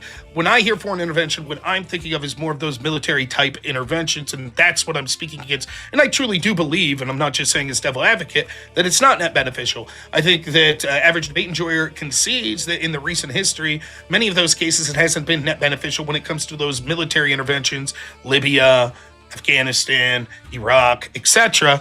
And I think Syria would be another example. And so I think that puts the thrust of the debate largely to me. We both sort of concede, though, that the metric we would like to judge this is the here and now, the Trump administration. Maybe not just today, but you get what we're saying, the sort of here and now with the Trump administration. And we acknowledge that the foreign interventions, even in the sense that I'm talking, the sanctions, tariffs, military intervention, have sort of a different feel to them and a different theme behind them than maybe the Bush doctrine or the neocons or the Obama doctrine of the past. I think largely that's more acceptable, but still a mistake. To me, the key concession in this debate, which is why I'm going to win, is the idea that the domestic issues are more important. To me, that is the key concession. And so the framework to which to evaluate this debate is it more important to ensure domestic things like securing the border, domestic things like having election security, draining the swamp, those sorts of things? If we concede, and the framework is those things are most important, has the hyper-focus on foreign interventionism, particularly in places like Iran, Ukraine, elsewhere, helped achieve those agendas or harmed? Of course, it's not zero-sum. There is some crossover, and some of those things domestically have happened, but I think most of us would agree not enough. And so because of that, I would argue that we have used too much of this foreign interventionism, and it was antithetical to what we expected from an America First agenda. I also think, and this is another semantic argument, that I don't consider foreign intervention defending yourself from an invading army, and I also don't consider it foreign intervention to reciprocally tariff a country that's tariffing you, or a country that's harming you by sending fentanyl, etc.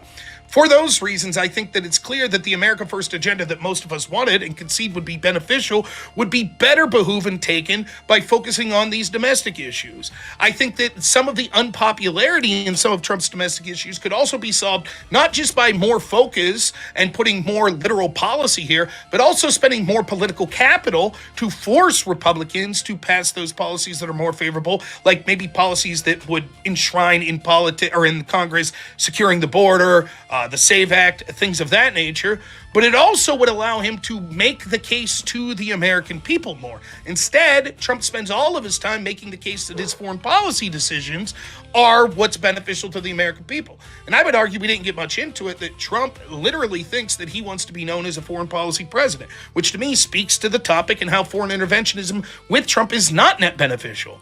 It's not to even suggest, I think, look, it's difficult to say this, but when it comes to Iran, etc., I'm even saying it's a fucking wash at this point, whether or not this will end up being beneficial. I don't think it will. I don't think it'll be massively bad, but I don't think it will. Average Debate Enjoyer thinks it will. He thinks that we're going to see fruits of this in the next 5-10 years, maybe even sooner to that, by Iran becoming less hostile to the United States. But neither of us know for certain. What we do know is it's likely that these sort of decisions make winning the midterms less likely. And as such, and I think that there's also a concession here, at least somewhat of a concession, that we are in a unique time and place with Trump. Former presidents, as was said in his opening statement, didn't shoot shit about the border, even if they were Republican presidents. They didn't do the things that we are saying that are the most important when it comes to Americans. They didn't help manufacturing. They didn't help secure the border from illegal immigration. They didn't help enshrine election security, etc. Republicans and Democrats alike. It speaks to the fact that we have a unique opportunity with Trump here. And I fear we're squandering it because of the hyper-focused on foreign intervention. Instead, if we would have, at least through the midterms, if we would have focused more on domestic issues and made sure that the economy was doing better with better economic policy, did less of these more aggressive tariffs that weren't reciprocal, but went out of their way to go even further and try to drive things, I think that we'd be in a much better position. People in America would see how beneficial it was. It would allow it to be even more popular to do things like the mass deportations, which makes it more likely, even if we decide in the future to have some sort of intervention in Iran or other places, it would have been less unpopular. Because people would have said, we like what's going on more with the domestic agenda. If you're America First, ask yourself this. Why would we want a president that seems to care more about the priorities of being seen as someone who's committing peace to the world and solving issues around the world, while the real enemies, the real communists, in the words of my opponent here, are right back here at home? Roving lunatics of left-wingers that feel the necessity to use violence because they don't like our immigration policy under Trump, basically with impunity, get to use acts of violence against the noble people that register to be ICE officers to deport these people that are destroying our way of life, that are destroying blue-collar jobs, and destroying our communities. The last concession that I think that makes it obvious that I'm winning this debate, if you take the broad concept that foreign interventionism is a net benefit, and we should be looking at it through the lens of the Trump administration, as both of us have, at least that latter part, why would my opponent say, I'm really hoping Trump pulls back on the foreign intervention going into the midterms? He's merely hoping, it'll work out in the long term. But remember, every single thing that Trump's done, because he hasn't used those political capital on Republicans in the legislative branch, can immediately be rolled back as soon as Democrats take over. And so for the sake of that, I think in this unique position right now, we have too much focus on this foreign interventionism. It should be focused domestically, because without that, Democrats will roll back all the potential gains that we've seen and potential gains we could see in the future. My opponent knows that by suggesting we need to start rolling back the foreign interventionism, which means that it hasn't been net beneficial to this point. It's been a net detriment. And I hope that Trump pulls back on it, as Average Debate Enjoyer does, not just with the tariffs, but also with the Iran policy, and starts focusing on domestic issues that will ensure this country ends up in a better place for years to come, and that we don't see Democrats that are hostile to everything we believe take the midterms and the presidency thereof. All right. Thank you for that closing statement. And with that, we're going to hand the mic over to you, Average Debate Enjoyer. I'll do the same thing. I'll put 6 minutes on the clock here, and I'll let you know when there's a minute left. All right. So at the end of the day, we are here for a good time. This is not a fair debate. It's not meant to be a fair debate. Rob literally comes in blind with his throat out, leading with his throat, and that's why it's fun to watch. That's why it's fantastic. That's why it's a great thing. I don't. At the end of the day, my main goal was to just not get blown out like Circa did. Like that's embarrassing. So for me, the Trump argument was a microcosm, and I thought it was great because we were taking some of these complex, giant ideas and breaking them down into a thing. But I don't want my whole argument based off of that. I just think it was a good way to make the argument digestible for the audience. So I say that domestic issues are more important. Absolutely. I agree with that. I don't think that's an important point to concede because when you look at the end of the day, so does the American voter. Only 2% of people vote on foreign policy as their top issue, and only 8% of people have it in their top 5 issues. Everyone agrees domestic is more important. That doesn't mean that foreign policy isn't important, and I explained the reason why. In my argument, I think it was the last word we ended up getting on the subject, it was that over decades, it takes some of this to materialize. It takes a long time. There's a ton of data out there to show that these policies have definitely helped us economically. I'm going to go into that in a second, but it doesn't happen overnight. It's not something you can see. It's not something for a 2-year term to run a midterm on. Absolutely not. This is something that, again, we explained how America controlling the world currency means we're essentially siphoning economic growth from every country that does trade with us to make sure we grow at a faster rate, maintaining our spot at the top of the food chain. So economically, I think I have to explain this because I think this is the strongest argument. I think this was the one countered the least because it's in a longer aggregate. I feel it's my trump card, pun intended. We win on the world stage, and we protect our assets. And the reason why we do that is because if we don't do it, the people that want to supplant us as the leaders of the world have shown that they will do it. The communists did it, the Chinese do it, the Russians do it. Everybody is out to increase their country's power. If we don't do it, that vacuum means somebody else is going to step in there. I'd rather have a nation based on ideals founded in our great American principles leading the party than somebody like Russia, China, etc. So if we don't do it, somebody else will. And at the end of the day, the tax dollars that we spend aiding these allies is about $150 billion a year. That sometimes is only about 15% in what we take in global trade. So we need to have these allies. There are only so many countries, there's only so many rare minerals, there's only so many important waterways, and it's important for our economy to protect these assets that are valuable, that if our enemies have, they could crash our economy. And our allies are another big asset there as well.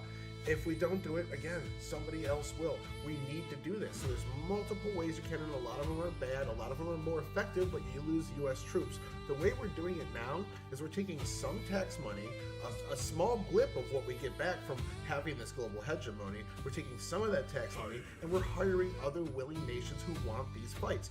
Israel was invaded. Ukraine was invaded. They are now fighting back, and all we're doing is selling them weapons. What that means is we give them money. That money comes right back to us. It's essentially a subsidy to our weapons companies to continue developing weapons to keep us at the top of the weapons game in the world. The number one predator. We're staying at the top. Nobody's ever going to supplant us with this system. And then on top of that, they go out, they battle test our weapons, they come back to us with the results, and we improve our weapons even more. This keeps us at a significant advantage over everybody else. The rate that Ukrainians shoot down Shahed drones versus drones that they lose is something like 15 to 1. It's insane how much our weapons just run circle around our adversaries. So keeping those assets in our circle of power leads to cheaper goods. Because we have these other countries, they have different advantages, comparative advantages. They're able to make certain things for cheaper and trade those to us, making the cost for the American consumer come down over a long enough period of time. And again, also exempt from Reaganite trickle-down economics that drive away our manufacturing. You can do it without that, but these countries bringing in cheap goods has led to a boon for the American consumer. Every good except for the 3 or 4 that Democrats have poisoned with overregulation have come down as a percent of your income out of your pocket.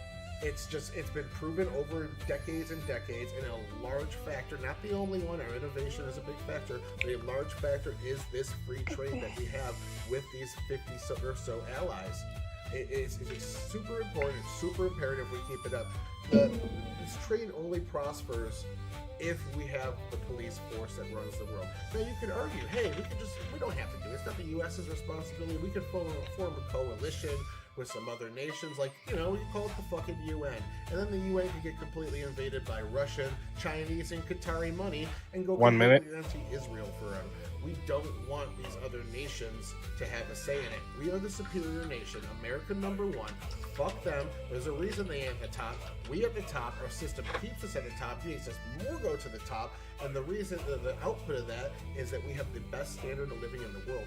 The American lower class lives better than the majority of the world's middle class. If you took the UK and made it a state, it'd be one of the poorest states in the United States. And that's supposed to be one of our economic fucking equals? Absolutely not. At the end of the day, if we keep ourselves at the head of the economic game, ahead of the military game, our system is set up to keep us there, as I've just demonstrated. It is 100% beneficial for us in terms of safety and in terms of our living standard. I just don't think that no matter how bad these individual policies Rob brings up, and I agree, a lot of them, he had a lot of great points. I just don't think that his dips negate the aggregate, which is, again, as I said, my argument. And again, it's a fantastic performance he does. This is a fucking wonderful show. I love it. Lots of people talk about it. It gets passed around. It gets reviewed. This is a great fucking formula. Thanks for having me on. I just appreciate getting one or two more with you before you blow up too big. Thank you. I don't know if I want the guy cheering for foreign wars to talk about me blowing up. Just saying.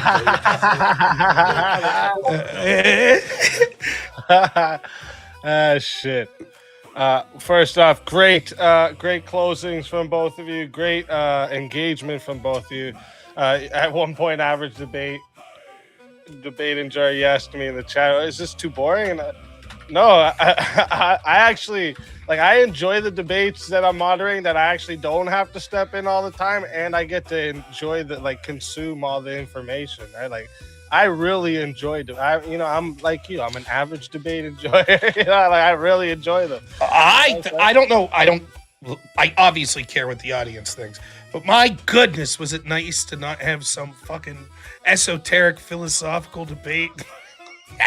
I knew you were gonna find myself in those positions. Like, at this point, I'm like, I used to get pissed because everyone was like, you know, the same old things, like, you know, should we eliminate Israel, blah, blah, blah, and something. But I'm like, I would take that debate at this point, because it's like, you know, it's not my strong. I don't mind the odd, like, you know, sort of philosophical debate, but this is more the stuff I like. And I thoroughly, it's very similar to sort of watching Owen Schroyer debate Andrew, which is like, there's so much agreement that maybe from the outside, some people are like, I want two people with directly competing worldviews that are like, fuck you, no, fuck you. But to me, these are the debates I find sometimes most interesting, because I feel like it's productive, because you could actually like convince yourself of something, you know. Oh yeah, that was my, someone's question. I don't know whose question it was. Yeah, what do you think? I need to get a better tech, like, shit. I don't know. It's a good mic. I don't. Are you using the right microphone? Yeah. I'm okay. Cool. Let's take a look. Yeah, I'm on my It'll Yeti. I was gonna say, it'd be really funny if you know. It sounds like you're. You know what you might need? You might need the foam on the wall to cut back on the echo. Say you can hear kind of an echo in your mic, almost like you're in a washroom or a very open room. Right. I looked online and said to turn my gain down, and when I did, it didn't really help that much. No, I don't think maybe that's if you what were it is. not streaming from Destiny's dungeon there or whatever, you would have better luck. You know. True. You know, I like to. So he had told me he was gonna do the omni-liberal thing. You should tell Rob what you were gonna do, what you first suggested as a joke topic to make Rob debate on the opposite side. I was gonna get you really fucked with the prompt and essentially argue that my argument was gonna be, what is it? Being a PDF file is not modern day slavery, so that something like along those lines. So you'd have to argue that. It's age of consent laws. Yeah, age and consent laws. So he's like, I'm going to make him argue that age of consent laws are modern day slavery. I was like, no, he's not doing that. I would have just been like, concede. We just sit here and bitch about like, PDFs for 2 hours. He's not doing that. Yeah. That's interesting. First off, to anyone who's watching, if you're ever going to challenge me, this is how you word a topic, right? Like, people make the mistake, right? Maybe it's just my more classical direction of learning debate, but it's like, if your topic says a definitive statement and you're affirming it, like, so for example, if you said foreign interventionism is always good, right? Then I'd be like, Vietnam, or, I come up with one example and then you lose. And like something, like that was the trick with Abe. Like, there was problems with the definition of empathy, but like, if you say we shouldn't use empathy for X, that means you should never use it. So all I have to do is come up with a concept of when you would use it. And so I think that was right. It's difficult. The most difficult thing about this is, look at this guy. The most difficult thing about this is, I don't know that, like, a lot of times when people approach you with a debate topic, or just think of this, watch Verbal Combat tomorrow, right? Inevitably, you'll have this situation happen, right? Someone will be like, I don't know. I don't want to argue that. I sort of agree with you on that, right? That's sort of the problem with this. I don't get to say that. And unless I just want to argue devil's advocate for the sake of it, what ends up happening is, if there's a topic that I agree with the person I'm debating, it's like, So what you do is, most of the time, the topics aren't 100% one way or the other, so you just highlight on the focus you want. But in this one particular, I don't know. I've never looked up a definition of foreign intervention, but if I accept the definition that it means also political coercion, it's like, well, fuck, I'm not against that. I'm okay with Trump being like, hey, fuckers, stop tariffing us. Right? That seems to, I don't know who would have a problem with that. Right? When you're like, stop tariffing us, now I'm going to bomb you. Different situation, right? And so if we're like, well, the vast majority of foreign interventionism is just us talking and being like, hey, you should do this, I don't have a problem with that. That's diplomacy. So when I think of foreign interventionism, I never included that. When I'm like, fuck this interventionism, I'm always basically militaristically or some limited forms of like sanctions and shit. Mm-hmm. But I'm not trying to be a prick and be like, I have a proprietary definition and that's all that I'll accept. I'm sort of trying to be like, I don't know. And I know we've had this discussion years ago. And so it's like, in the context of that discussion, I think we were sort of talking about the U.S. as the concept of the world police, right? And like us going in and regime changing through military force and why that's a bad idea. But regardless, I hope the audience had a good time. I don't know how many questions we have, but we don't really have questions. But I thought since the chat didn't give any questions, I'll make up for their slack. I'll give you a question. I thought of a question for each of you. So first, I'll go with average debate enjoyer since you're on the affirmative. What would be like your clearest and best example of like where U.S. foreign aid produces like a measurable return that directly benefits the American citizen, not just the allies? Fuck. I don't know. Fuck. Because all of them, like every one of them has a trade-off that's like everyone, we've all had these arguments for 50 years, everyone knows. I would have to say that up until about maybe 10, 15 years ago, NATO had... Well, I think...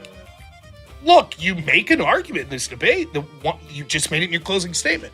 We send weapons, which helps our weapons manufacturer, which helps American jobs, and helps our military become more robust and trained because they're field testing the weapons for us. That's a concept that's done on a bunch of individual levels, all aggregated together. I'm more talking about one specific instance. I'd have to say the formulation of NATO in particular, while the Cold War was still going on. Once the Cold War ended, NATO didn't have a purpose anymore. Yeah, I agree with the concept, like, a military alliance when you're like I don't have much to add, I guess. I think that NATO's utility ran out, and it's been sort of a detriment ever since the Cold War has ended, because to me it just increased hostilities. I don't know, like, I would be interested in what you think of this. I mean, all world leaders are duplicitous. They will lie if it benefits themselves or the people they care about. I understand that, right? But I always thought it was interesting when Putin got interviewed by Tucker, where he may have just been bullshitting, but then he basically said, look, under Obama, I talked to Obama, I was like, Russia wants to come into NATO. And Obama's like, sure, like, let's work it out. And then basically the diplomats under Obama are like, fuck that. No. But it's interesting because the concept was like NATO just becomes UN for military, right? Where it's like, sure, we all command, we all have say, but we're all sharing militaristically, which means the likelihood of us exchanging shells, fighting is lowered because we are, and this sort of truly a world police of the world, made up of the world. And so for me, it's like, I don't know if that's true or not, but the concept stands that it's like, I feel NATO's just been an antagonizing force. I can't point to most actions, what was it, Kosovo or shit that was NATO? Doesn't seem like a good thing. Libya doesn't seem like a fucking good thing. That intervention from NATO, aggression towards Russia doesn't seem like a good thing. Probably helped lead to like this Ukraine conflict. So to me, it's like, yeah, I think NATO's the fucking pits. If I had to say, like, an example where you could see like foreign aid to an ally directly benefited the people of the United States, I don't know, but I certainly know there are actual examples where, like, we've helped a country get their sort of infrastructure built, which then leads to exports, which makes the way of life to the United States better. So maybe you'd say, like, Japan. Us, like, being the defense of Japan, which allowed their economy to take off and not build a military, which we no longer had to contend with. And then they're responsible for exporting so much to the United States, which a lot of consumers think makes their lives beneficial. So that's probably what I would say, the defense of Japan. That NATO point's an interesting one because I hope this doesn't bring up PTSD of arguing with Pisco, but one of the in the weeds points of Ukraine, the whole Ukraine thing, was we found out that a lot of the pressure for Ukraine they were trying to join EU and NATO was that they were moderating, that they were battling this corruption. That's why they had Poroshenko there in the first place, and Poroshenko was the president, not the investigator. I got all my names. It's been so long. I got doing notes and shit to remember who's who in that. I don't. Victor Shokin. Shokin. Yes. That's why they had Shokin there in the first place, doing all his anti-corruption shit and the diamond thing, blah blah blah.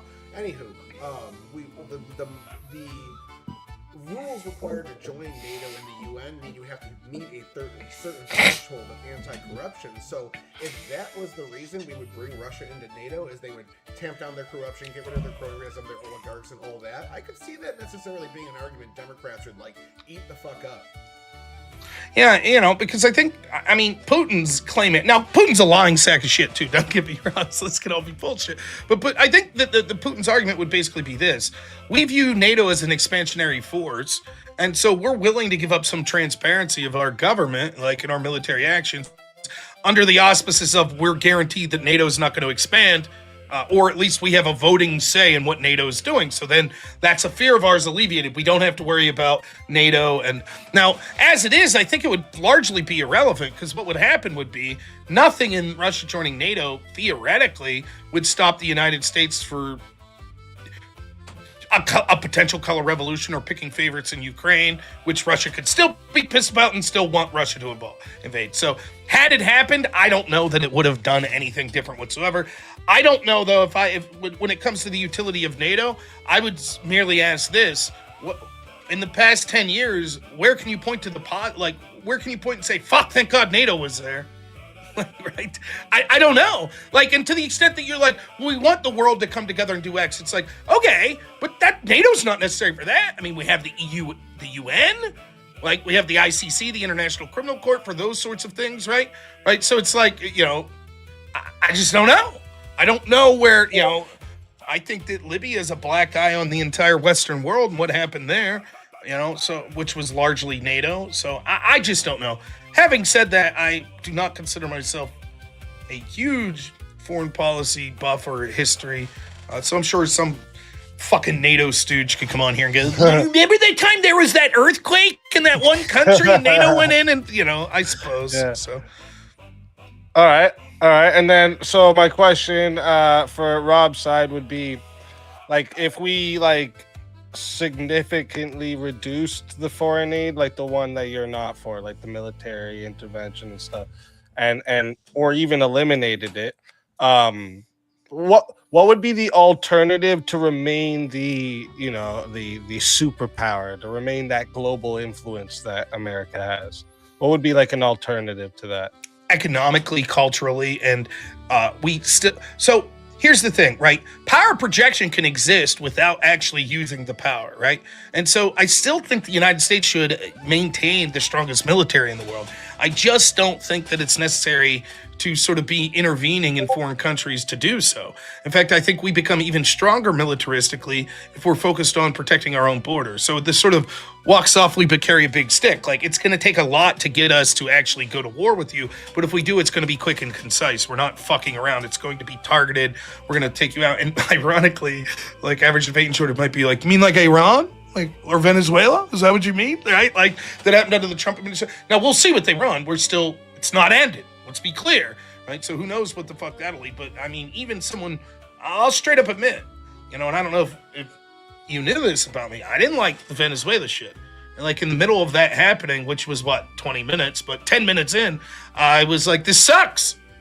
And I was like, maybe this will escalate out of control. Even if you didn't like that, I don't think anyone could argue that that wasn't one of the most successful military incursions, like, in my lifetime. I mean, beyond all expectation. And I didn't particularly like it.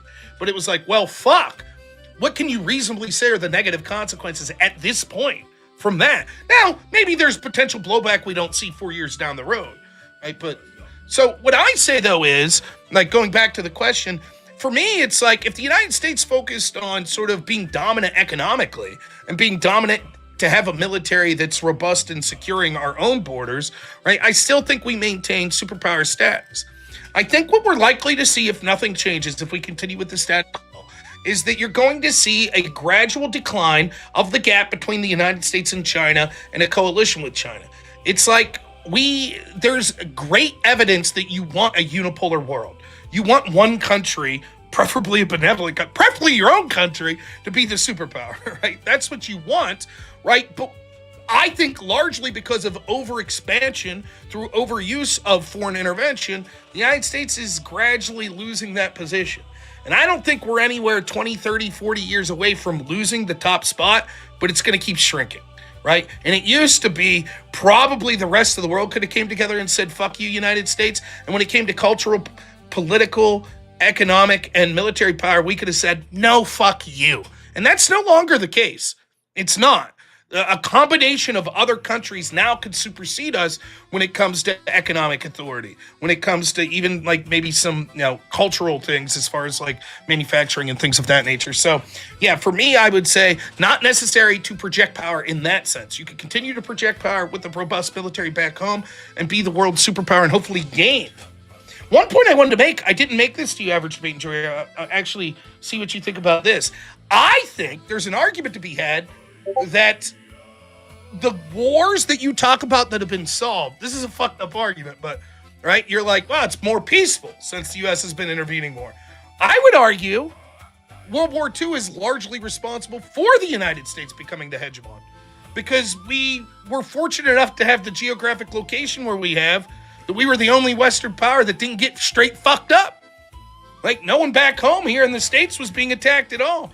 All of Europe's torn asunder, right? Fucking Russia, Japan, all of these great powers, war occurring on their soil, not the U.S. The U.S. comes across unscathed, right? And now all of a sudden we're in the position where, like, we got the bomb, our infrastructure's intact, it's humming along, in fact. We don't have to worry about rebuilding.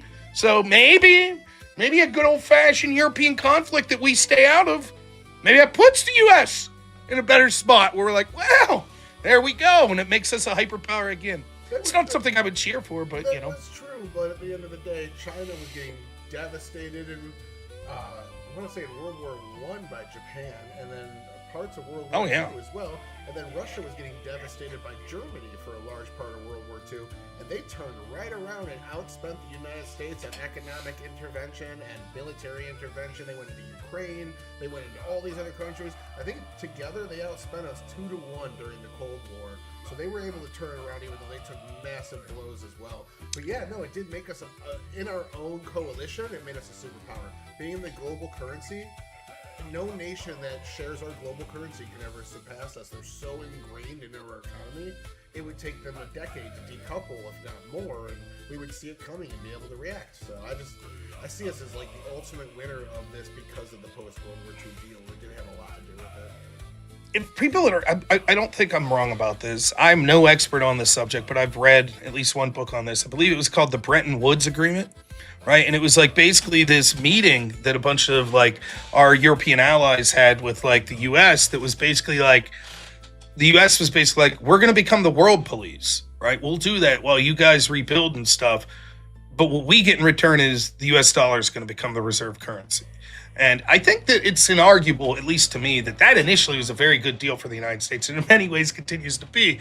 The problem is that it certainly concentrated wealth in a more narrow field in the United States, which is in the financial sector, which in a limited capacity isn't necessarily a bad thing, but taken to an extreme, and we seem to be getting more and more extreme with it every year, you find yourself a country that it's like paradoxically the world superpower, right, and getting stronger and wealthier, but it's more reliant on the rest of the world than ever, right? Because now your entire value is because the rest of the world trades with you, trades your dollars, right? And if the rest of the world goes, yeah, you know what? We think this is a bad deal for us. You're in a tight spot, right? Whereas if you just continue to be, like building your manufacturing and using your resources, etc., if the rest of the world was like, we don't like this about you, we don't like you, you're more self-sufficient. That's another argument that I could have made is the USAID that some $65 billion has been cut. That in itself, many cases, is a form of foreign interventionism, given your definition, because oftentimes there are requirements put on for that money being sent. So that, in a sense, is a sense of foreign intervention, right? And Trump's robustly cut that and said, this is way too much. We're giving this foreign aid. So I don't know. It's a difficult concept, especially with Trump, but or with just looking at this administration, it's difficult. But yeah, they could cut us off, and absolutely, they'd have to take some time to decouple. The longer they're in this system, the more money they spend in the United States in investment, the more money they spend in buying our goods, the more entrenched they become in our economy. So it takes some time to decouple. But look at the energy situation in Europe. They completely green energied out all of their production. They produce a fucking minority of their own energy. They import a majority of it, so they can say, look how clean on carbon we are. We just get it from those dirty people over there. And it's fucking stupid. Those dirty Russians, those fuckers. Yeah. So in Trump's first term, in 2017, he went to the EU. He said, you are undermining our security of you by doing this trade deal with Russia for the Nord Stream pipeline. We are doing all this to keep you safe. They laughed. They audibly laughed. I remember the clip. They fucking were like, and everyone was like, Trump's a buffoon. He doesn't know what's going on in foreign policy. And then a mere 5 years later, they're like, help us. Yeah. Russia's attacking. It's like, told you, bitches.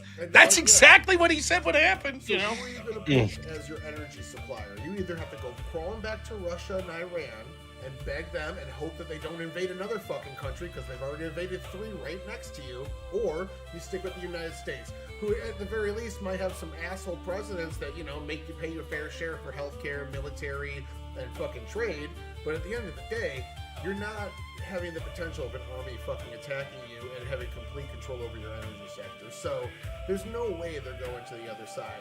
China doesn't produce energy. They import about 60% of their energy right now. They're building coal plants up to 2060 at this point. So everyone's telling you they're fucking going green is lying to you. They build that shit and then they sell it to us. And then with the profits, they come over to the United States and fucking EU and they donate to climate activism. They've given hundreds of millions of dollars to climate activists so they can go fucking nuts on our political system and get us to switch to green energy so that they can control the energy markets. It's fucking silly. Now, listen, though, I will say that I think there's a little more danger than you think in allies coming together to try to use other partners of the United States, particularly when you're acknowledging they're not allies. So if Trump, or let's say Trump, Rubio wins or Vance wins, and let's say we get another 8 years after this, and we're like, look, fuck you, we're aggressively sanctioning you now for your anti-free speech policies or your, I mean, at this rate, fucking, I don't know, the United Kingdom's gonna look like fucking little Mogadishu by the time we fucking get through with this, and they might not view themselves as an ally, and they might say, well, geez, the United States just going after Iran, maybe they'll come after us, so maybe we need to get partnerships elsewhere because we think the U.S. is unhinged. They'll just attack, so we'll go with China, we'll go with Russia, we'll go with India, we'll try deals there. I don't know. I just don't think it's as clear cut. And I think that it's inevitable. Inevitably, what's going to happen is either the United States is ran by people that are increasingly globalist, that do all the bad shit in the United States that we talked about, or that the rest of the world's going to start to be like, we don't know that it's such a good deal anymore to be under the U.S. world reserve currency. And so I actually agree. It's basic. We're spending a lot of time talking. It's sort of outside the scope of this debate, like the idea of this, because you could be the reserve currency with or without the interventions, sort of. So, but I don't blame Vance. I think it's a good idea to be like, look, here's the deal. We're going to set up policies to bring back manufacturing in the United States and prepare ourselves that our export's not just going to be our financial sector and being the world police. And if we don't do that, then we're going to increasingly see the manufacturing sector disappear and the middle class disappear in the United States. Goods will be cheaper. True, but you'll have less potential to earn, and we're going to become more and more reliant on the products we use every day from around the world. And I think Trump's embraced this. This is why a lot of people are like, why is Trump obsessed with trade deficit? What's up with that? Like, sure, deficit, if it's out of control, could be bad, but it can also be good. A trade deficit means that you're getting more cheap shit from around the world, right? And I think what's really one of the things that's going on is the idea of, like, what the deficit signifies is that we're not making shit back here. We're not self-sufficient, right? That's what it's really signifying. And so it's like, why do we have to buy our car from you? Especially when you're tariffing our automobiles. Europe, fuck you. No, we're going to tariff your ass, or, microchips and shit. To Biden's credit, he tried the bullshit Microchip Act or whatever, which basically was it you that talked? I heard someone talk about this quite fluently. I don't think it was you. Let me think who it was. It was Jebtan. Like, a lot of the shit, the CHIPS Act that they give credit to Biden, a lot of these facilities were being built before the CHIPS Act, right? And we're like, the CHIPS Act, look at all these facilities that are being built, to produce microchips. Not really. Yeah, but hey, at least it's an attempt, I guess you could say. But, so, if you both have time, I wrote down one more question here for both of you, actually. Sure. It's a one question, but for both of you to answer. Could I just say one thing about that real quick? Yeah, sorry. Yeah, go ahead. What the deficit essentially does tell us too is that trade policies are bad because we are dropping our production. We're not trying to compete with other countries. We're trying to produce at a higher level airplanes, weapons, and certain things that other countries can't produce. Entertainment is one of our biggest exports, video games, movies, and we're producing at a level that the rest of the world can't compete with. So we are losing certain types of production, absolutely, like cars and whatnot. But we're moving up in a higher scale. It just wasn't being sold at a good rate. Trump's trade war actually has brought that trade deficit down. So we're producing more that allows these companies to turn around and scale up, hire more people, sell at cheaper rates, etc., make more money, and produce more to the economy as well. So the trade deficit is a big... I've argued with Non-Fun about this like a dozen fucking times. It's actually a bigger deal than people fucking make it out to be. Just because they reinvest in the United States doesn't mean we can't do better. I feel like a trade deficit is fine in short bursts. A sustained and growing trade deficit is when it's getting out of control, and I think the Trump administration is right to notice that. Non-Fun funny, he was gung-ho. I was on a panel with him one time. It was so funny. They brought me on this panel to, like, shit on Destiny, right? Your roommate here, that you're in this room here. And basically it was, like, over these allegations. And the funny thing was, these allegations of his videos that got leaked and all that. I really haven't said much about it. What I said was I found it interesting, the sort of orbiters is what I found interesting, right? Because there is a lot of them that were sort of virtue signaling, oh my goodness, no.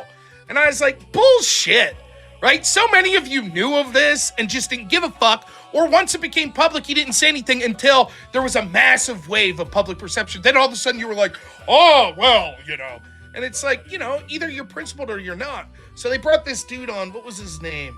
I don't know. He's one of, like, Destiny's boys. And he's like, he owns this company. It's like VPN type company, right? I can't remember his name. But they invited me on this panel and Non-Fun was there. And they, thought I was going to shit on this guy. Because this guy's take was like, Destiny's my bud. I don't care. And I was like, yeah, I respect that. I don't have much to say. I was like, yeah, stick it by your boy, He's like, I don't believe it. I don't believe it. Right? It'd be different if you witnessed him assault someone, but you're like, I think this is blown out of proportion. I don't believe it. Like, I think Dan was his name. I'm like, I don't mind. That's fine. Right. But anyways, Non-Fawn came on, and I'll never forget this. She's like, I want to argue with you about tariffs. And like, he stepped out. I was like, yeah, we'll do it someday. So I'm not surprised that he had a conversation with you about trade deficits, because I was like, wow, you're really fucking gung-ho about this topic. Debated like tariffs 10 times. He's an economics student, so he's just... Oh, okay. Well, there you go. Yeah, there you go. All right. So my question, I had to write it down so that I could word it correctly. So is foreign aid and intervention fundamentally about advancing American interests, or is it about maintaining a global image? Or if it's something else, even, you could say that. And then it's kind of a two-part. If those ever conflict, which should win? Well, I'll start with but your image could also be self-interest, right? But let's accept that there's a difference there, right? I think it's different in different circumstances, if I could be honest. I think sometimes quite clearly foreign intervention is for literally a quid pro quo. We want you to send troops here, so we'll give you this, right? That happens. I think in general, though, my criticism of much of the more aggressive types of foreign intervention is that it's not to benevolently benefit the people there or back home. There's more cynical and self-interest for the people in government or their allies that are achieving. So, for example, we give a lot of foreign aid and foreign intervention in the countries in Africa, right? But what ends up happening is it's enriching certain groups that are pushing a certain globalist agenda, and then 5% of that money gets to the grounds on Africa. Now that's more foreign aid than foreign intervention, but as I said, a lot of that aid has it's contingent upon X or Y, which makes it an intervention based on the definition we're using. So for me, I think a disproportionate amount of this foreign aid is done for not the benefit of the people on the ground and not the benefit of the people back home in America, but more of a globalist agenda, designed more towards propping up this global system of governance that has an ultimate agenda, which I could talk about at great length, of sort of eroding national identity and sort of making people reliant on government to give the government's ultimate power, like a one world government. That's my belief. So. Oh, well, okay, if those two values come into opposition with each other, I would argue that the more important one, and man, people are going to like this, it has to be the reputation. Only because the system would collapse without it. So we have seen the system hold with the United States completely throwing U.S. interests out the window. Look at every post-Clinton Democrat. That's all they've done on the foreign stage is say, look how bad we are. We're sorry. Here's a ton of money. Fuck our taxpayers. So absolutely it could work without interest to the United States. That's not saying it's not important, but in the context of foreign policy, without the reputation, if we go around and start legitimately committing actual genocides, not like the misinformation about the great nation of Israel, if we actually went around and did that, it would really severely hurt our reputation. If we went around and did really awful things that we sanction other countries for, eventually the world would have to take a moral stand against us. Eventually, our reputation would be so diminished if we were actually going out and committing war crimes, not just something libertarians say on the internet to get attention. If we were actually going out and committing genocide, not something leftists say on the internet to get attention, then our reputation would crumble and the entire system would crumble around it. We wouldn't have the best and the brightest wanting to come to the United States anymore. We wouldn't have the moral high ground. We wouldn't have the reason, the trust, the reason, the right to be the moral police of the world, to be the physical police of maritime law and all these things. In a sense, we would be the pirates because we would be doing the immoral things. We'd be fucking taking their shit. So at the end of the day, if you lose the reputation to a certain degree, the whole system crumbles where, again, we could fuck ourselves in the ass and sign up to 15 Paris Accords, completely not in the economic or interest of the United States, and the system's just fine.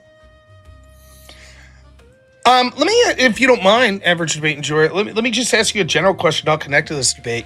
What do you give Trump in his second administration thus far if you had to give it like a letter grade?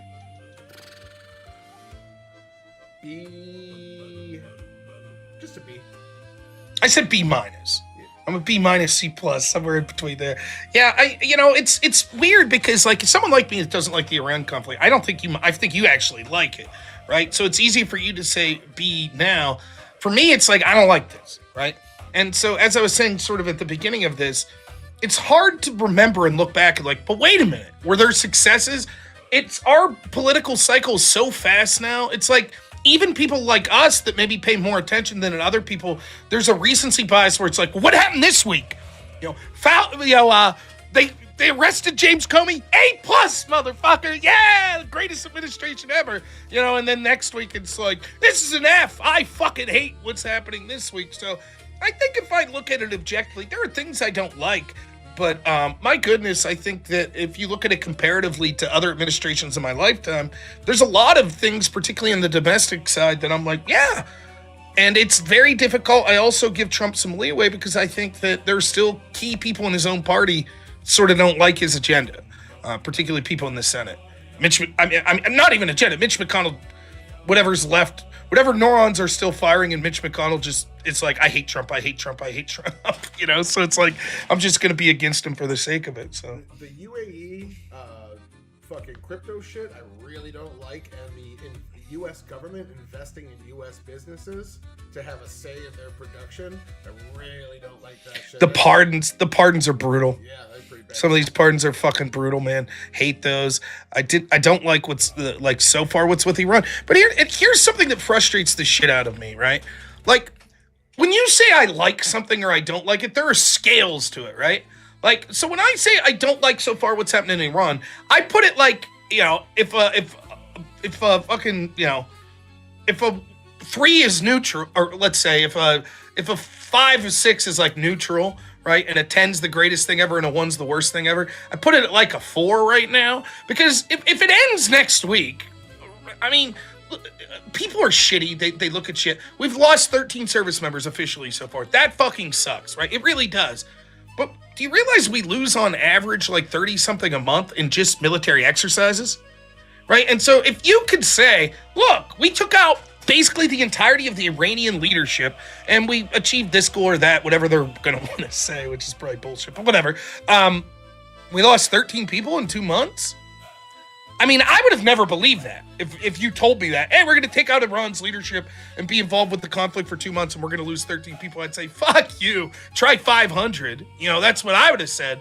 So, if it ends and it results in positive things in the future, I don't think this was all that bad, and so I don't know. People don't understand that when you say that, they're like, oh, you're a fucking warmonger. You fucking, or they're like, you just think this is the worst thing ever. You think this is Iraq 2.0. It's like, I didn't say either of those things.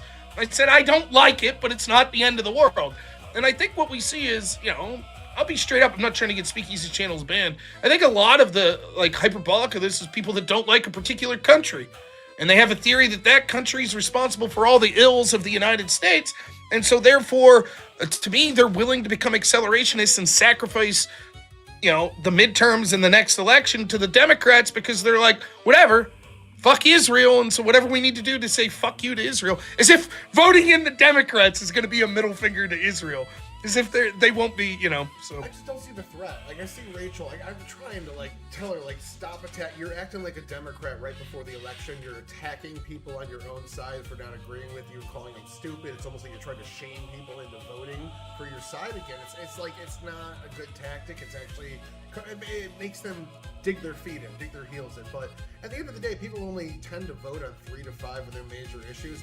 Out of 500 issues, if the president sides with me on my top 3, and then all the other 497 he doesn't, I'm probably still going to vote for him because my top 3 are that much more important to me. So I get it.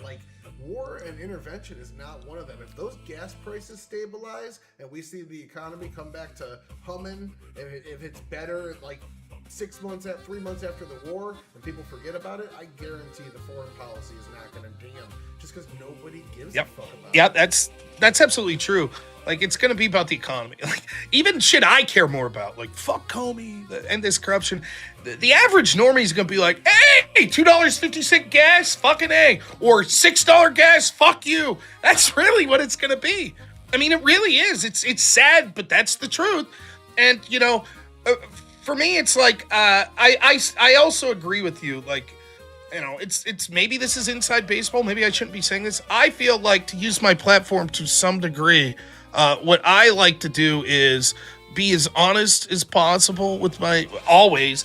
But once you're in election mode, you're in election mode, and you're like, you know, it's like selling a car. You don't tell potential people buying your car, "Fuck you, you're an asshole." You're like, "Hey, I understand where you're coming from, right? Let me make the case." So even like people that I think are just abject crazy, like Candace Owens, I'll look at a Candace Owens fan and be like, hey, I get it. I too have significant questions about stuff. But here's why I think you need to go out, you know, and I think that JD Vance nailed it the other day when he was like, look, if you're pissed at us, pulling back and not supporting, not getting involved politically is the worst thing to do. You should get more involved. Yeah, you get more focused on primaries, right? Say, fuck these Republicans, they suck. Let's primary them, right? But when you're like, nah, never mind, I'm not going to vote, or I'm going to vote Democrat, that's the exact wrong thing.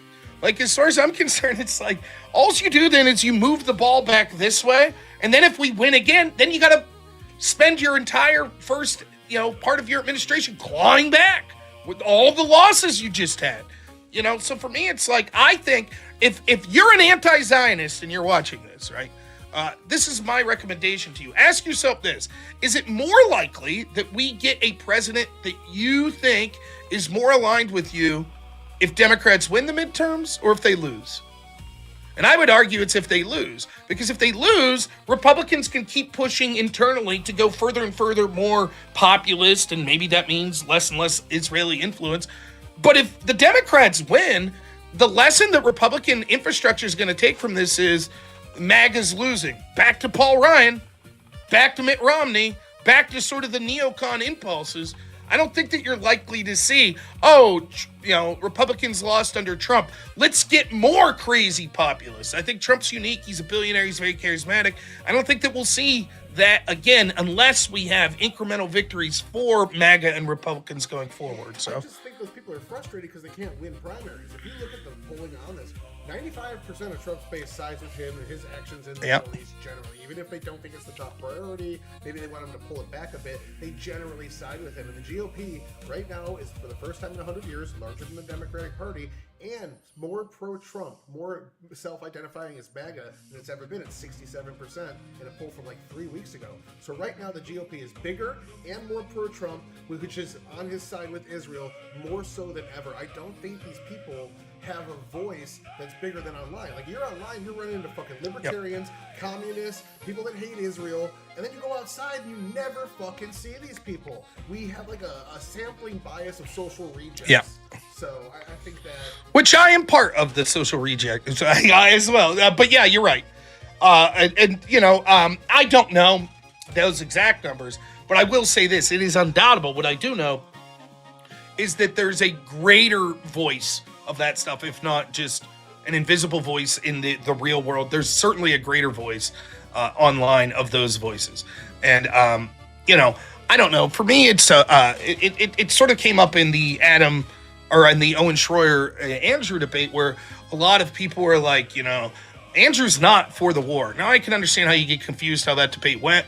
Forget about all that. But Andrew's position is a position I share, which is, even if you don't like this, right, I still think that incremental pragmatic victories are good. And I'm not willing to say, well, fuck this, burn it all down, fuck this Republican Party, it's time to reset for 8 years, give Democrats control, because the Democrats are quite open with what they're going to do. Right? They're going to try to be like, we ain't losing again, come hook or crook, right? We're going to redo shit. And I mean, my goodness, when you look at one thing, maybe the biggest victory of Trump since the overruling of Roe v. Wade, this decision that just came down that says that you can't draw maps racially. I mean, there's a real potential if Republicans could just fucking get to 48% approval that they're going to fucking clean up with the way that these maps. Now, I suspect we won't see these maps significantly change by the midterms, because you're going to have to prove that these maps were drawn for racial reasons. And a lot of these state courts are going to fight that, and the Democrats are going to fight and say, no, it wasn't race-based lines, even if it was. But you see the point. There's still a lot of potential here, and you're right. You got to win the primary. You have to, and a lot of people want to take their ball or go home if they can't win those primaries. Even worse, like I give Owen Schroyer credit for this. I told him, Owen Schroyer actually spends a lot of time pushing people in primaries. How much time do a lot of these people online that complain about Israel, how much time are they doing that? And it's not impossible. I fucking ran for Congress. It's not impossible to support someone to run. So it's so many of these people want to be like, that's it, fuck it, accelerationism. And it's like, well, what have you done, like, practically to make things better?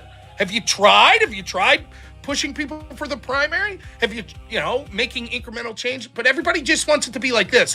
There, it's all fixed. Everything I wanted happened immediately. And it's like, I too want that, but you have to understand, like, it's not possible. You got to be a pragmatist instead of just like a utopian. I wish everything would be fixed, All right, I got to go to bed. This has been good. Take her easy. If you guys need me for anything, hit me up. If you ever want to come out of the DMZ, we do debates Friday and Saturday, prompts, judges, the whole shebang, trying to judge them on the merits, good faith. I came in there, they had me do more right-wing arguments than I normally it would be if I was arguing for my own, because they're more left-leaning, and I ended up winning the season. So if that speaks to the fairness of the judging and shit. Plus, you get the most charismatic, intelligent, best-informed judge in the fucking under 5K subs right here, boy. Let's go. So, otherwise, that's all I got. This is fucking fantastic. Thanks for having me.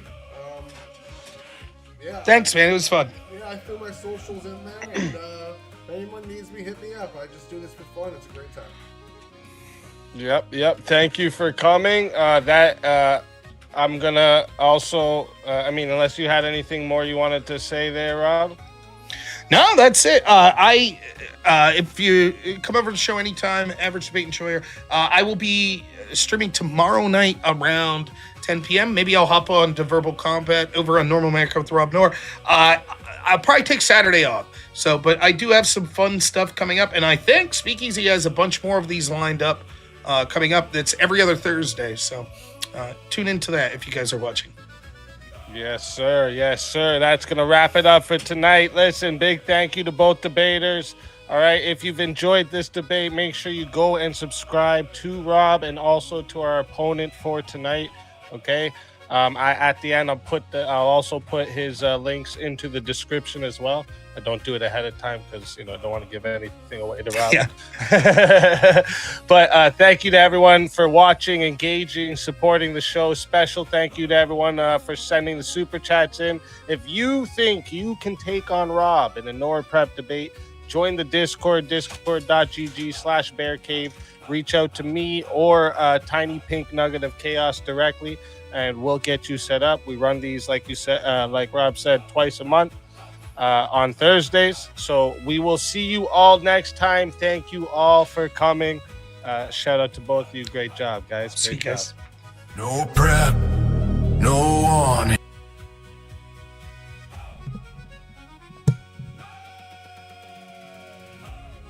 was fun. I enjoyed it. Hey, look at this asshole. Yeah, it's fun. I was entertained. I enjoyed it. I thought it was a lot of fun. If nothing else, I think when you see two people that actually aren't fucking flipping out, like how you could have a debate without a moderator, basically, and just two people letting each other talk and make their arguments,